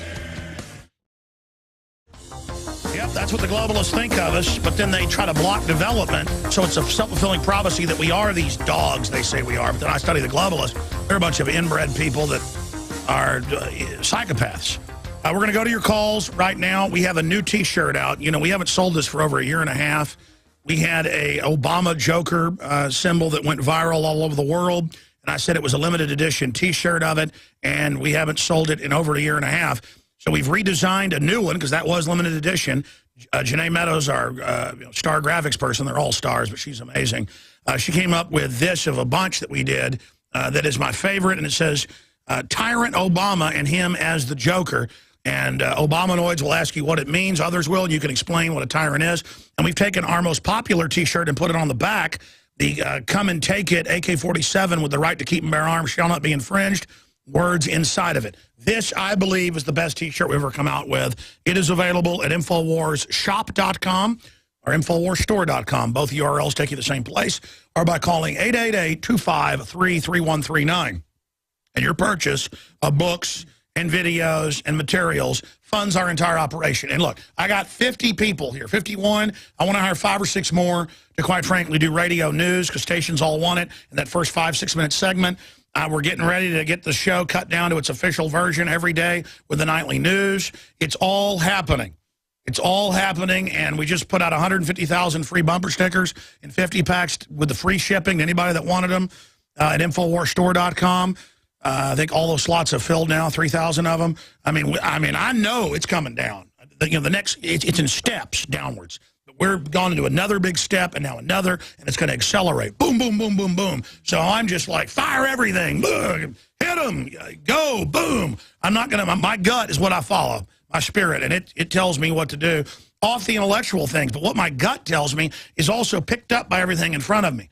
It's amazing. It knows what's around the corner, and then boom, it's there. And I trust but verify my gut. This will sell out as well. 30,000 of them available, 70,000 hit the streets in key areas in Texas is the info war. But the tyrants, why the tyrants want the guns, the new magazine, buy them in 10 up to 100 packs at cost or get a subscription. And everyone that signs up at Infowars.com/newsletter will get a free e-copy where it's color, you can flip it, click on the links. It's free, Infowars.com/newsletter. But you have to sign up to get it, and we will send it to you. And incidentally, we've got the nightly news for subscribers. We've got all the films. We're putting stuff up there in HD now, most of it. We're putting a lot of old archive stuff. 10 years of PrisonPlanet.tv in April. 17 years on air. A lot of old stuff we're now putting there. But the goal is to reach people. So we're going to start in the next few weeks on a limited basis. I want to make sure it works well and doesn't bankrupt me. We're going to have the 3-hour radio show in a medium quality. The high quality be for subscribers. But the goal is to get the word out to people. PrisonPlanet.tv, the video feed of the 3-hour, today it's a 4-hour radio show, that will be fed out to everyone that signs up at Infowars.com/newsletter. In a week or two, you'll get a link to the test beta stream to make sure we can afford it and everything. And so we're definitely going to test that out over a few months. So again, I want to encourage everybody to sign up at Infowars.com/newsletter. Now, I promised to go to your calls, and Pastor Stephen Anderson is here also in studio with us today. But other points you'd like to add? You wanted to get into Plato's Republic, which is a key globalist model. You know, Tarpley will tell you that's the model of the oligarchy in the New World Order, Plato's Republic. We're going to talk about that after we race through calls here. But it's important to read the globalist intelligentsia's own manuals to not just believe us, but you know, that caller called in and said, hey, Tragedy and Hope says disarm the people to make them slaves, top globalist book. I go pull it off the shelf, sure enough, what he read's there. Trust but verify. And again, it's hundreds and hundreds of books I've read where they admit their plan for global government and global enslavement. Ed in New York, thanks for holding. You're listening on shortwave. Go ahead. Yes. I heard you describe that you have different products you have for sale just now for a while. And over the years, I thought that I had something to contribute to your show. I thought it was the technology that Pat Flanagan has described in the book by Nick Bejic, Towards the New Alchemy, where the neurophone he describes, I believe, is miniaturized. Yeah, they're now selling neurophones. They've got all sorts of new products. The new Google glasses have a neurophone and broadcast into your skull, into the middle ear. So that's the big technology they're going for. Yeah, do you have any comments on that? Neurophone only receives, it doesn't transmit. Well, I'm talking about, in fact, guys, just type it in right now. Google glasses broadcast sound directly into the middle ear. The point is that 15 years ago, they had Coke machines in Japan that project at you. Nobody else can hear it, and it goes through to the skull. All right, I appreciate your call. I'm not sure we're talking about neurophone. Write me a letter, okay, about that. Let's go to Eric in Wyoming. Then we're going to go to Nick listening on XM. Eric in Wyoming, you're on the air. Good afternoon, Mr. Jones. My name's Eric Miller. I'm not hiding my identity. We had an incident here at 1006 Plum Street. Hold on, sir. Let me put you on hold. We don't like people, and nobody does this at Talk Radio. Sometimes, you know, we get a lot of great calls. Sometimes we get calls that are interesting, but they're all over the map, especially when I go into a fourth hour and people have been holding. Listen, you call in, you could be saying somebody else's name. I don't think you're a liar. You sound like a reasonable guy. But other people can spoof and call in and say, I'm this person at this address, this is happening. And then we can get in trouble for letting that information go out. You understand that's a dirty trick people do? So that's why we don't like people giving out their last name. Now, they're a public figure and they call in and we think we recognize their voice. We put them on hold, call them back, verify who they are. Okay, now I'm not saying you're doing this. But just tell us about the incident. What happened to you? We got smart meters. We have Agenda 21 in the capital state, the capital city of Cheyenne, Wyoming. We got smart meters. We have Agenda 21. We have international building codes. And we were forced, all right, by 3 Cheyenne Light Fuel and Power workers and a deputy. While I was away, they came and threatened my wife. Yeah, they put the eavesdropping that dials into all your electronics on record and is going to, quote, control your temperature. They put that's a little robot. It's a drone. It's they admit they're going to robots. It just hit me. The smart meter is a little robot that's plugged into the side of your house spying on you. It's a robot spy. Okay, what happened to you? Because we're seeing the videos of the police coming with the smart meters, and some are saying, we don't care if you even turn your power off. You're going to have it, slave. Go ahead. Yeah, so anyway, they forced their way, and I refer to them as the four cowards. While I was away from home, they came and intimidated my wife or else. All right? Now, no man wants to come home and see his wife staring out the kitchen window in tears and wondering what just happened. Now, we got our smart meter. They also put a lock on it, which they took off later on, and 2 tags, a tag for the lock. In other words, they were trying to demonize us for standing up. No, I know. Oh, it's so weird. You don't want a smart meter admitted to rip you off? It's on record. They use them to rip people off. That's San Francisco Chronicle, you name it. Oh, it dials into all the new appliances, have digital wireless and your TV. This dials into, and it's all these health issues. You're weird. You care what we're putting on your house. You're weird. It's weird to care about anything. Oh, you don't like the Army checkpoints on your highways and drills in every major city and TSA, 2 miles from here, TSA runs checkpoints on the road now. But that's no big deal. That's freedom, Pastor Anderson. So how did this end, sir? Well, this ended with them forcing their way into my home and putting in the smart meter. Oh, into the home. Oh, yeah. Well, they had to go through my home to get to my backyard because we have a fence that has high privacy fence that's over 6 feet, and it says. Excuse me. This is a major felony. You've got to file suit on them. Official oppression, civil rights violations. Just sue them, okay? Sir. You know what? I can tell you're a real guy. You want to give out your name and info for any constitutional lawyers that want to stand up for what for you and your family in the state of Washington? Yes. Okay, give it out. Wyoming, we're in. Okay, we're what? In the state of Wyoming. Oh, okay, Wyoming. Sorry, go ahead. Most conservative state, and Cheyenne is the capital. I know, but this is happening to everybody right now. So they forced their way into the house? Well, Wow. they said, or else. I got the phone call while I was up at the farm. Or else. That's free country. Or else. And you know what the answer is? Go dark. You tell them you come remove it. You send them a cease and desist because courts like that. Then you sue them when they don't remove it. Go dark. Make a stand in the local news. Make a big issue out of it. Believe me, you're the new Rosa Parks. This is the new civil rights issue. They want us fighting over race and all this stuff. This is what's happening. Okay, do you have an email address or something so lawyers can help you in Wyoming? Yes, I do. Give it to us. All right, it's ebmcat9msn.com. All right, Echo Victor Motel Charlie Alpha Tango 9 at msn.com. Yeah. What happened is Halliburton, not Halliburton, though they're involved. Ken Lay, I'm so tired. Enron developed this in the mid-'90s as a scam. They're convicted of scamming.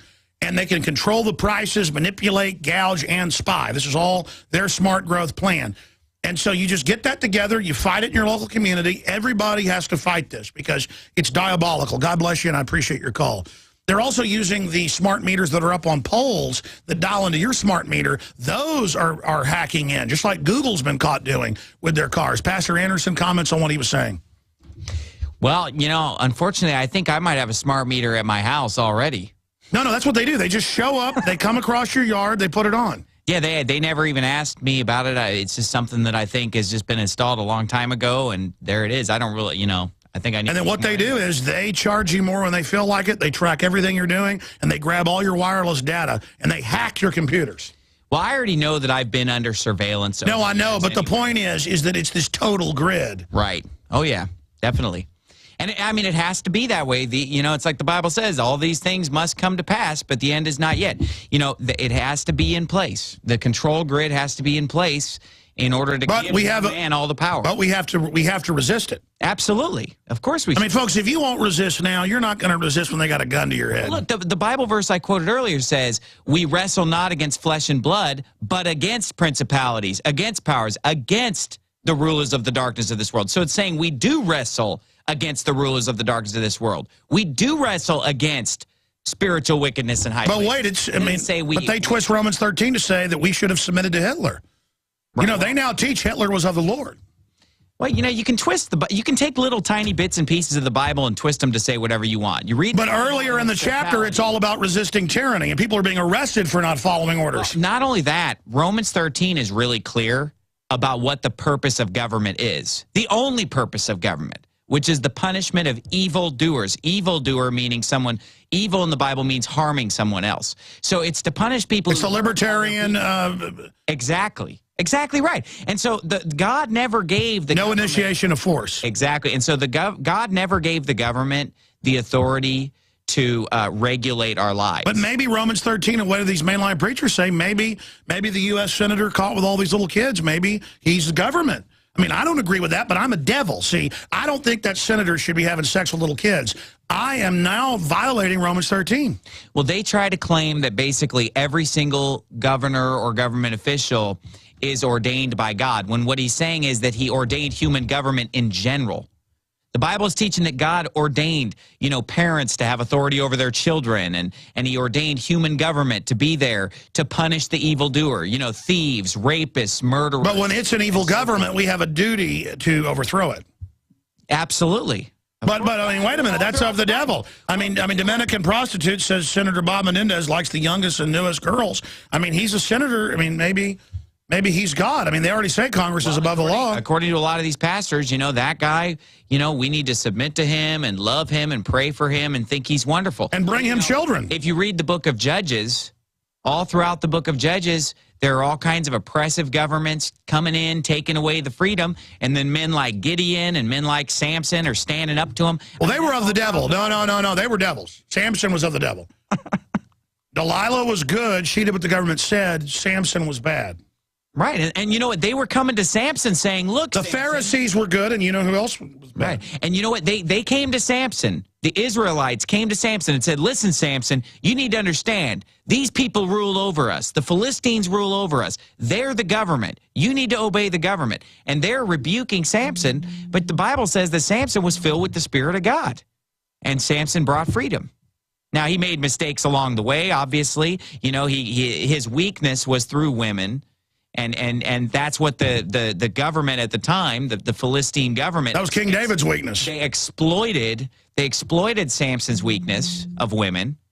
But the Israelites are constantly telling Samson, you need to just shut up and do what you're told. These are our leaders. These are our rulers. And God's Spirit was leading Samson to fight against the Philistines. Well, it's the same thing with his people. It's the same thing in Ezekiel where he says, God, they're going to kill me if I keep speaking out, but I can't help it. It's burning in my bones. Right. Exactly. Jeremiah, actually. Yep. Exactly. Yeah, Jeremiah, you know, he finally... But I mean, I think that's in Ezekiel is my point, isn't it? It's in Jeremiah. But Jeremiah basically got frustrated with preaching and finally just said, I quit, that's it. And everybody was telling him to quit. But then he said that the word of God was like a fire burning in his bones, and he could not stop preaching. I believe you. That's the kind of preachers we need today. We don't need... Yeah, it's Jeremiah. Toast. Yeah, Jeremiah 20, verse 9. We don't need these milquetoast preachers that are you know, prostitutes of propaganda of the federal government lying to people. We need people to preach the actual Bible stories and to take stands, even that are unpopular, and to preach the truth today. Because I tell you, it's the pastors that are leading. I just can't believe most people submit to evil just because they don't want to be looked at bad by the world. Right. I mean, who cares what a bunch of idiots think about you? Well, they crucified Jesus. They killed all the prophets. And, you know, the thing about this movie After the Tribulation is every Christian who's watching it is convinced. It's so clear. But when you show it to pastors, they're scared of it. They don't want to accept because they want their comfortable Cadillac and going to the cafeteria with a little... lose it if they take a stand on this because the pre-trib rapture is the popular doctrine. Well, what does it profit a man to gain the whole world and lose his soul? Exactly. Yeah. We'll be back with some more calls. Nick and Nick lined up next. Stay with us. We're going to go to Nick in California listening on XM 166 and one more Nick and we're out of time. But Pastor Anderson, you've been wanting to talk about Piers Morgan since you got here and your take on that, and you have a Bible scripture about that event. Right. So somebody sent me a link to your video of Piers Morgan, and I just wanted to say that I loved it because I know you were getting a lot of criticism, people saying you shouldn't have gotten angry. It was about 10%. Yeah. But let me tell you something. You know, we ought to get mad about evil. And that's righteous indignation. Jesus flipped over the tables. I mean, yeah, we ought not get mad because of something small that, you know, our wife squeezes. Conscious evil needs to be dealt with. Exactly. Read that verse. Yeah, so I found this verse for you, Ecclesiastes 7:7. It says, surely oppression maketh a wise man mad, and a gift destroyeth the heart. So the Bible says there that oppression makes a wise man mad. And so it ought to make you mad. Well, the media, tried to spin it like, oh, it was a defeat. Alex got mad, but they don't have me back on. They were scared. They were upset. They were shaking. They were crying, the head producer. They know that they want to keep us in a calm coma. Right. They don't want us getting angry. Well, and people get mad when preachers get mad and start yelling about sin. Every preacher in the Bible yelled and raised his voice and got mad and beat the pulpit. That's the way the preachers in the Bible were. Jesus was that way. All of them. But, you know... Jesus beat him with a whip. Yeah, he chased him out of the temple with a whip, flipped over the tables. But, you know, every hair-legged man that I know said that he loved that interview. And he loved to see somebody just take it to him. Just you know, get mad. And, I mean, look, you were face-to-face with the enemy right there. Oh, you should have seen it. In the eye. And, you know, how can you not be angry? The thing is, I'm real. I mean, he made me mad. Let's go ahead and talk to Nick, listening on XM. Nick in California. You're on the air, Nick. Go ahead. Hi, Alex. This is Nick. Hey, buddy. I'm calling about we're talking about religion and believing in God and everything, and I've been praying a lot lately, and I just wanted to bring this to your attention, that maybe we could start a third party with you in your camp and going back from his camp, because you both believe, you both are, just listen, you both are against abortion, you both are against Agenda 21, you both believe in God, you both defend the Constitution. Listen, Glenn Beck does a lot of really good work, and he's gotten better over the years, but he's done dirty tricks to us, and I mean, I'm saying he's got some serious issues, and he's always trying to paint it like I'm doing bad things to people. And look, I don't even attack Rush Limbaugh or people like Michael Savage or Sean Hannity. I don't attack my, quote, competition, because I'm not in competition with them. I could care less about being a big shot. I want to fight tyranny. I'm risking my life. And I wish Glenn would stop taking things out of context or twisting things. And I'm glad he's been going in the right direction a lot. And you want to say something, Pastor Anderson? No, I don't like Glenn Beck at all. And I do like you, Alex. But to me, Glenn Beck is just too much of a neocon Republican type. And he's been getting better, though. Has he? Well, I haven't been. I quit listening to him, so I'm not seeing him. Well, I think a lot of that's just like Gun Owners of America gets the NRA, to be honest. That's what we're doing. I mean, I hear stuff out of Limbaugh, him. It's directly what I say. And that's good. I really feel good when they rip me off, but they twist it, so I don't like that. Because, wow, I'm getting a bigger megaphone. I mean, that's me on the air now. All those places. I mean, that's really good, because I know we're forcing this stuff out there. Well, it seemed like Glenn Beck was just trying to promote his fellow Mormon, Mitt Romney. Well, he came out. He came out and attacked me when I went on Piers Morgan and said I was working with him to discredit people. Or what about in Police State Part 4? Isn't there a whole? He says there's no FEMA camps. Yeah. There's no Army plans. It's all documented. He says there isn't. Well, does Glenn Beck stand for 9/11 Truth? Oh, he says that Ron Paul supporters should have the Army used against him. Well, if he's not standing for 9/11 Truth, then he's not standing for much as far as a political talk show. All right, well, listen, folks, we're out of time here. Sorry to the other callers. I wanted to go to Nick in Pennsylvania. Last words from Nick in Pennsylvania. 30 seconds. Take us out. Nick. Okay, Alex, I just wanted to say to you, God bless you. God bless Pastor Anderson. You, like Elvis, are a living legend. No, you are. See you this Sunday, 4 to 6 Central. But the new film is available, Let No Man Deceive You, After the Tribulation, and it goes well with Romans 13, The True Meaning of Submission, by Chuck Baldwin and his constitutional lawyer's son, Timothy Baldwin. Great to give to every preacher.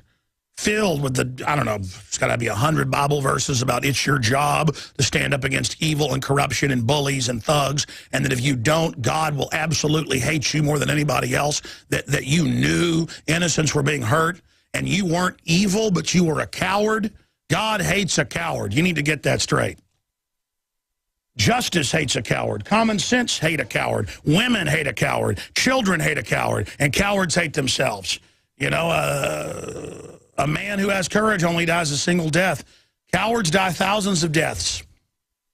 Every day is fear of what people think, fear of what's going to happen. I absolutely hate fear. I absolutely despise it, because it does kill your intellect. It is the mind killer. To quote a great writer, and I'd say philosopher, Frank Herbert, fear is the mind killer. Fear is the little death. You need to let it pass through you, over you, around you, past you, behind you. Get behind me, Satan. Get behind me. People say, what does that mean, get behind me? Get out of my way. Get out of the road. Get out of my way. Stop it. Get out. Get out. The devil accuses, tells us all day how we're bad, we're evil, we're guilty. And we all are guilty one way or another, but are our hearts guilty? Are we doing it on purpose? Do we love evil? No. And that's why the system tells you you're bad, so that you feel guilty, so you step aside when you run into the devil on the road. There is no turning back. There is no turning back on the road. There is no turning back on the run. But we're not running from the devil. We're trying to run to God.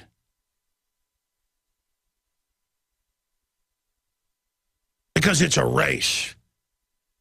And the devil, whatever you want to call it, doesn't want us to achieve that level of awakening and understanding. Consciousness. The system wants to keep you within this controlled box, feeling small, feeling ugly, feeling powerless, feeling scared, so that you don't break out. Climb to the surface, come out of the cave, Plato's cave, THX 1138, Robert Duvall climbs to the top, allegory of the cave, and sees the world. Logan's Run climbs out from the subterranean system of control, the technocracy, and sees the open earth.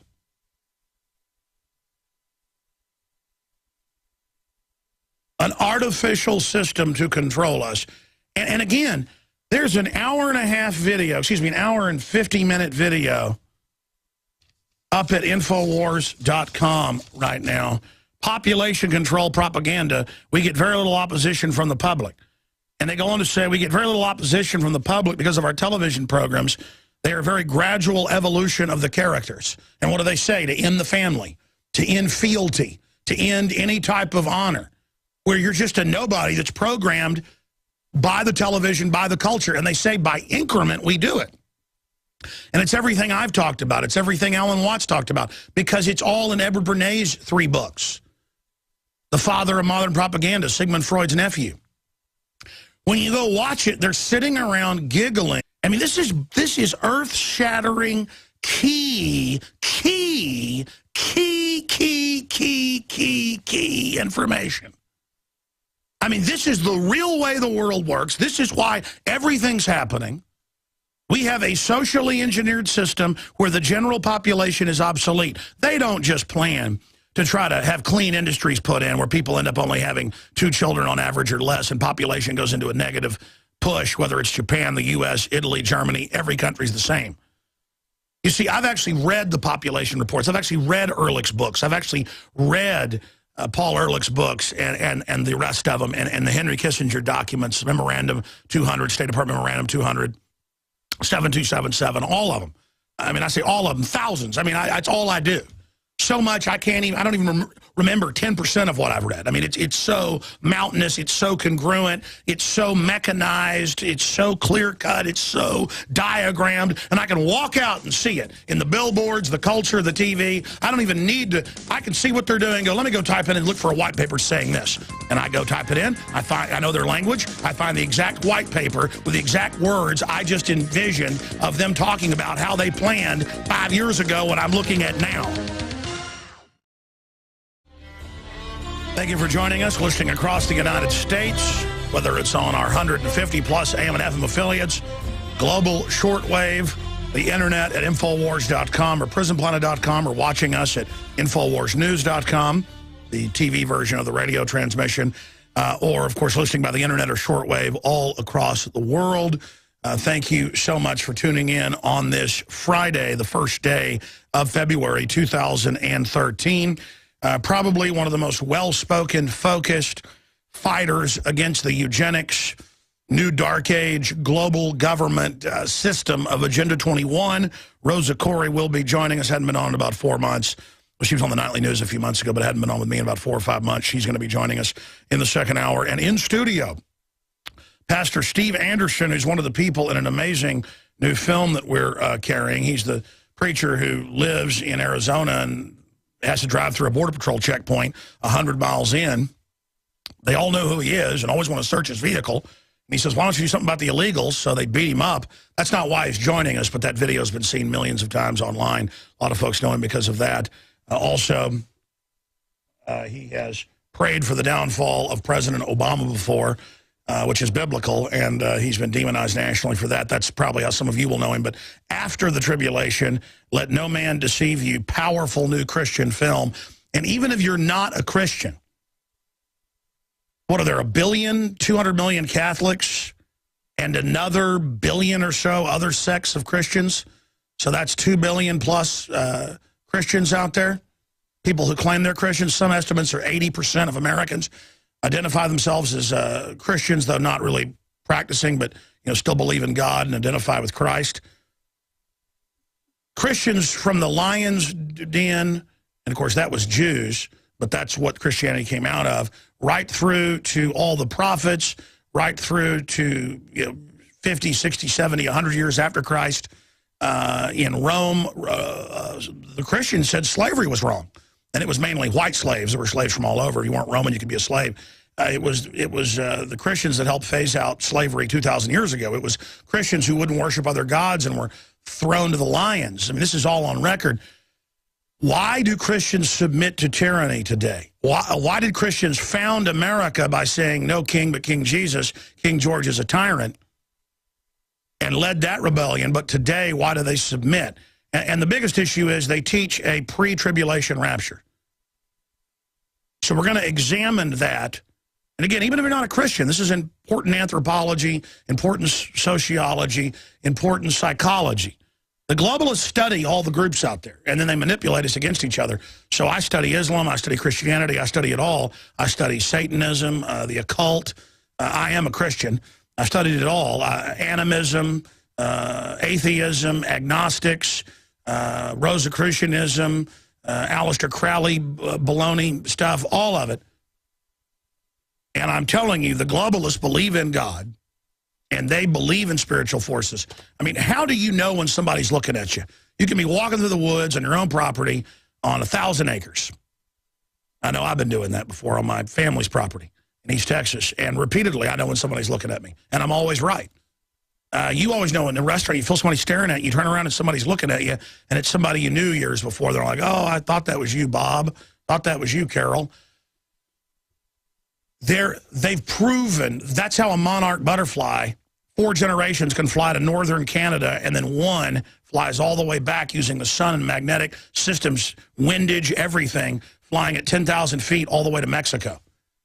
That's the incredible cells they found in fish, they found in birds, and they're in humans as well, that are electromagnetic and that are picking up on all sorts of not just magnetic systems, but cells they don't know exactly what they do, but that are antennas. I mean, you're picking things up. The globalists know this. They're obsessed with it. And they want you to be dumbed down and unaware of it. Most of the major atheist movements, the low-level atheists, think they know it all and are real intellectual, and they never believe in it, even in government corruption. That couldn't exist. Things that are admitted can't exist. It's a very one-dimensional, dried, stale perspective. And I don't blame people wanting to be atheists. You look at establishment religion, boy, that would make me an atheist any day, or at least an agnostic. But the spiritual, it's definitely real. And humans for our entire history have known this, so there's always a priesthood who tries to get between you and the universe, you and God, you and God's creation, the universe. There's always that priesthood that wants to get between you and your creator, you and the power that is God's creation.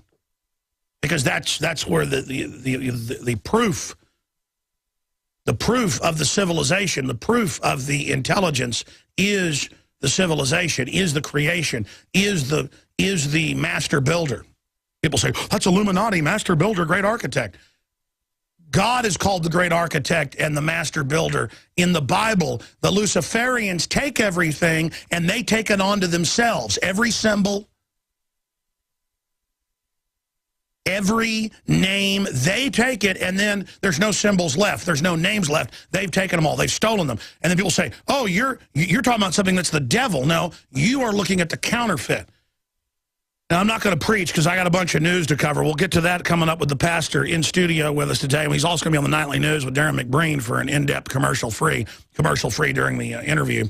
There's commercials as bookends on the TV show, 7 o'clock Central every night, InfoWarsNews.com.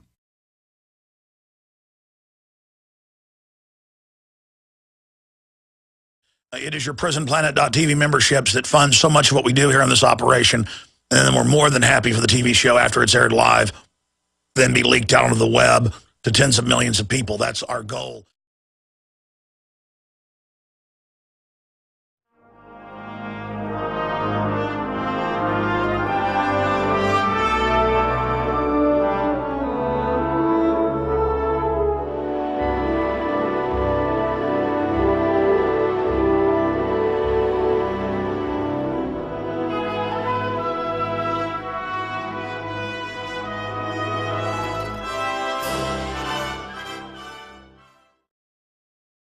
Ladies and gentlemen, get ready. Strap yourselves in. It is Friday, the first day of February 2013.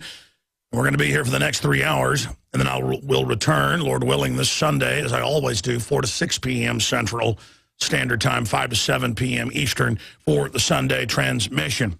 She hadn't been on in about 4 or 5 months. Rosa Koire, who's one of the best researched, well-spoken firebrands, hailing from San Francisco, and the author of Behind the Green Mask, You and Agenda 21. She will be joining us coming up in the second hour to talk all things Agenda 21, because that is the global treaty to bring in deindustrialization and a system designed, economies designed to implode in concentric rings down to a feudal system where we are under total social engineer control. And again, everything is Agenda 21. Everything is eugenics. And as I do more and more research, it just slams me like a ton of bricks how accurate we are. And I'm not saying we're accurate, oh, we're good people. I'm saying we know what we're talking about. We've got them. We have them. This morning, I was almost late to work because in amongst my other duties in the morning, I ended up watching about 45 minutes of the video that is academic and very dry, but bone-chilling. And the article is up at Infowars.com. Population control propagandist. This is at Yale. We get very little opposition from the public through the sitcoms, drama, and TV. We get very little opposition of the public because of the very gradual evolution of the characters. And here they are admitting what we already know, that the dramas, the sitcoms, the soap operas, not just here but worldwide, are globalist financed. ABC, NBC, CBS all get Bella Melinda Gates money that ends up going to these shows. And it's the same thing in Africa, Asia, you name it, to demonize the family, to demonize private property, to demonize liberty. And it's the ultra mega rich on record doing this. And what's sick is, yes, you can argue there are areas that are overpopulated, like some areas of India are absolutely hellish. Areas of China, absolutely hellish. That's not debatable. It's that they use the pretext of dealing with population to bring in a total control grid and actually target the middle class and the nouveau riche and the real intelligentsia that are threats to the old robber barons. And they're using this whole population thing as a cover to bring in a new dark age that they're exempt from in their technological reservations. And getting off on the fact that they're manipulating you because you're trusting. And you look at these men, these are weak, power-grasping, shaking men who have a look of egomania in their eyes, that they are world controllers, that they are engineering you, that they have taken control, and they are world saviors. And they're there to all these PhD students doing their dissertation in this Yale hour, 50-minute thing. It's a nightmare. I haven't even watched the whole thing yet. I watched about half of it. It was very painful, because I already knew it 100 times over, but just to see them smacking the lips and doddering around. These people are all cold and intelligent to one level, but they miss any depth or variety or versatility, or they would absolutely run the other direction. And they talk about the Rockefellers and everybody funding them, and Maurice Strong and Paul Ehrlich and John P. Holdren and all of it, and how I was just here 40 years ago like you. And I've led the worldwide program for the engineering program in television to break down the family, to help the family. And you will soon be in this force. I mean, it's all there, and you're just like watching soldiers, armies built, and they're not even actually trying to reduce population. I'll tell you about that when we come back and then get into all the other big news. You have found it, the tip of the spear in the fight to awaken free humanity, not just in the U.S. or North America, but worldwide. I am your host, Alex Jones. And remember, if you're a new listener tuning into us on AM and FM stations all across the country, those are precious affiliates. And the fact that this broadcast is exploding, even though we come from a smaller independent radio network, not one of the big three giants, is unprecedented in the history of modern radio. And it's because station managers, owners, and sponsors in your area understand that a lot of what I've talked about, unfortunately, is now coming true.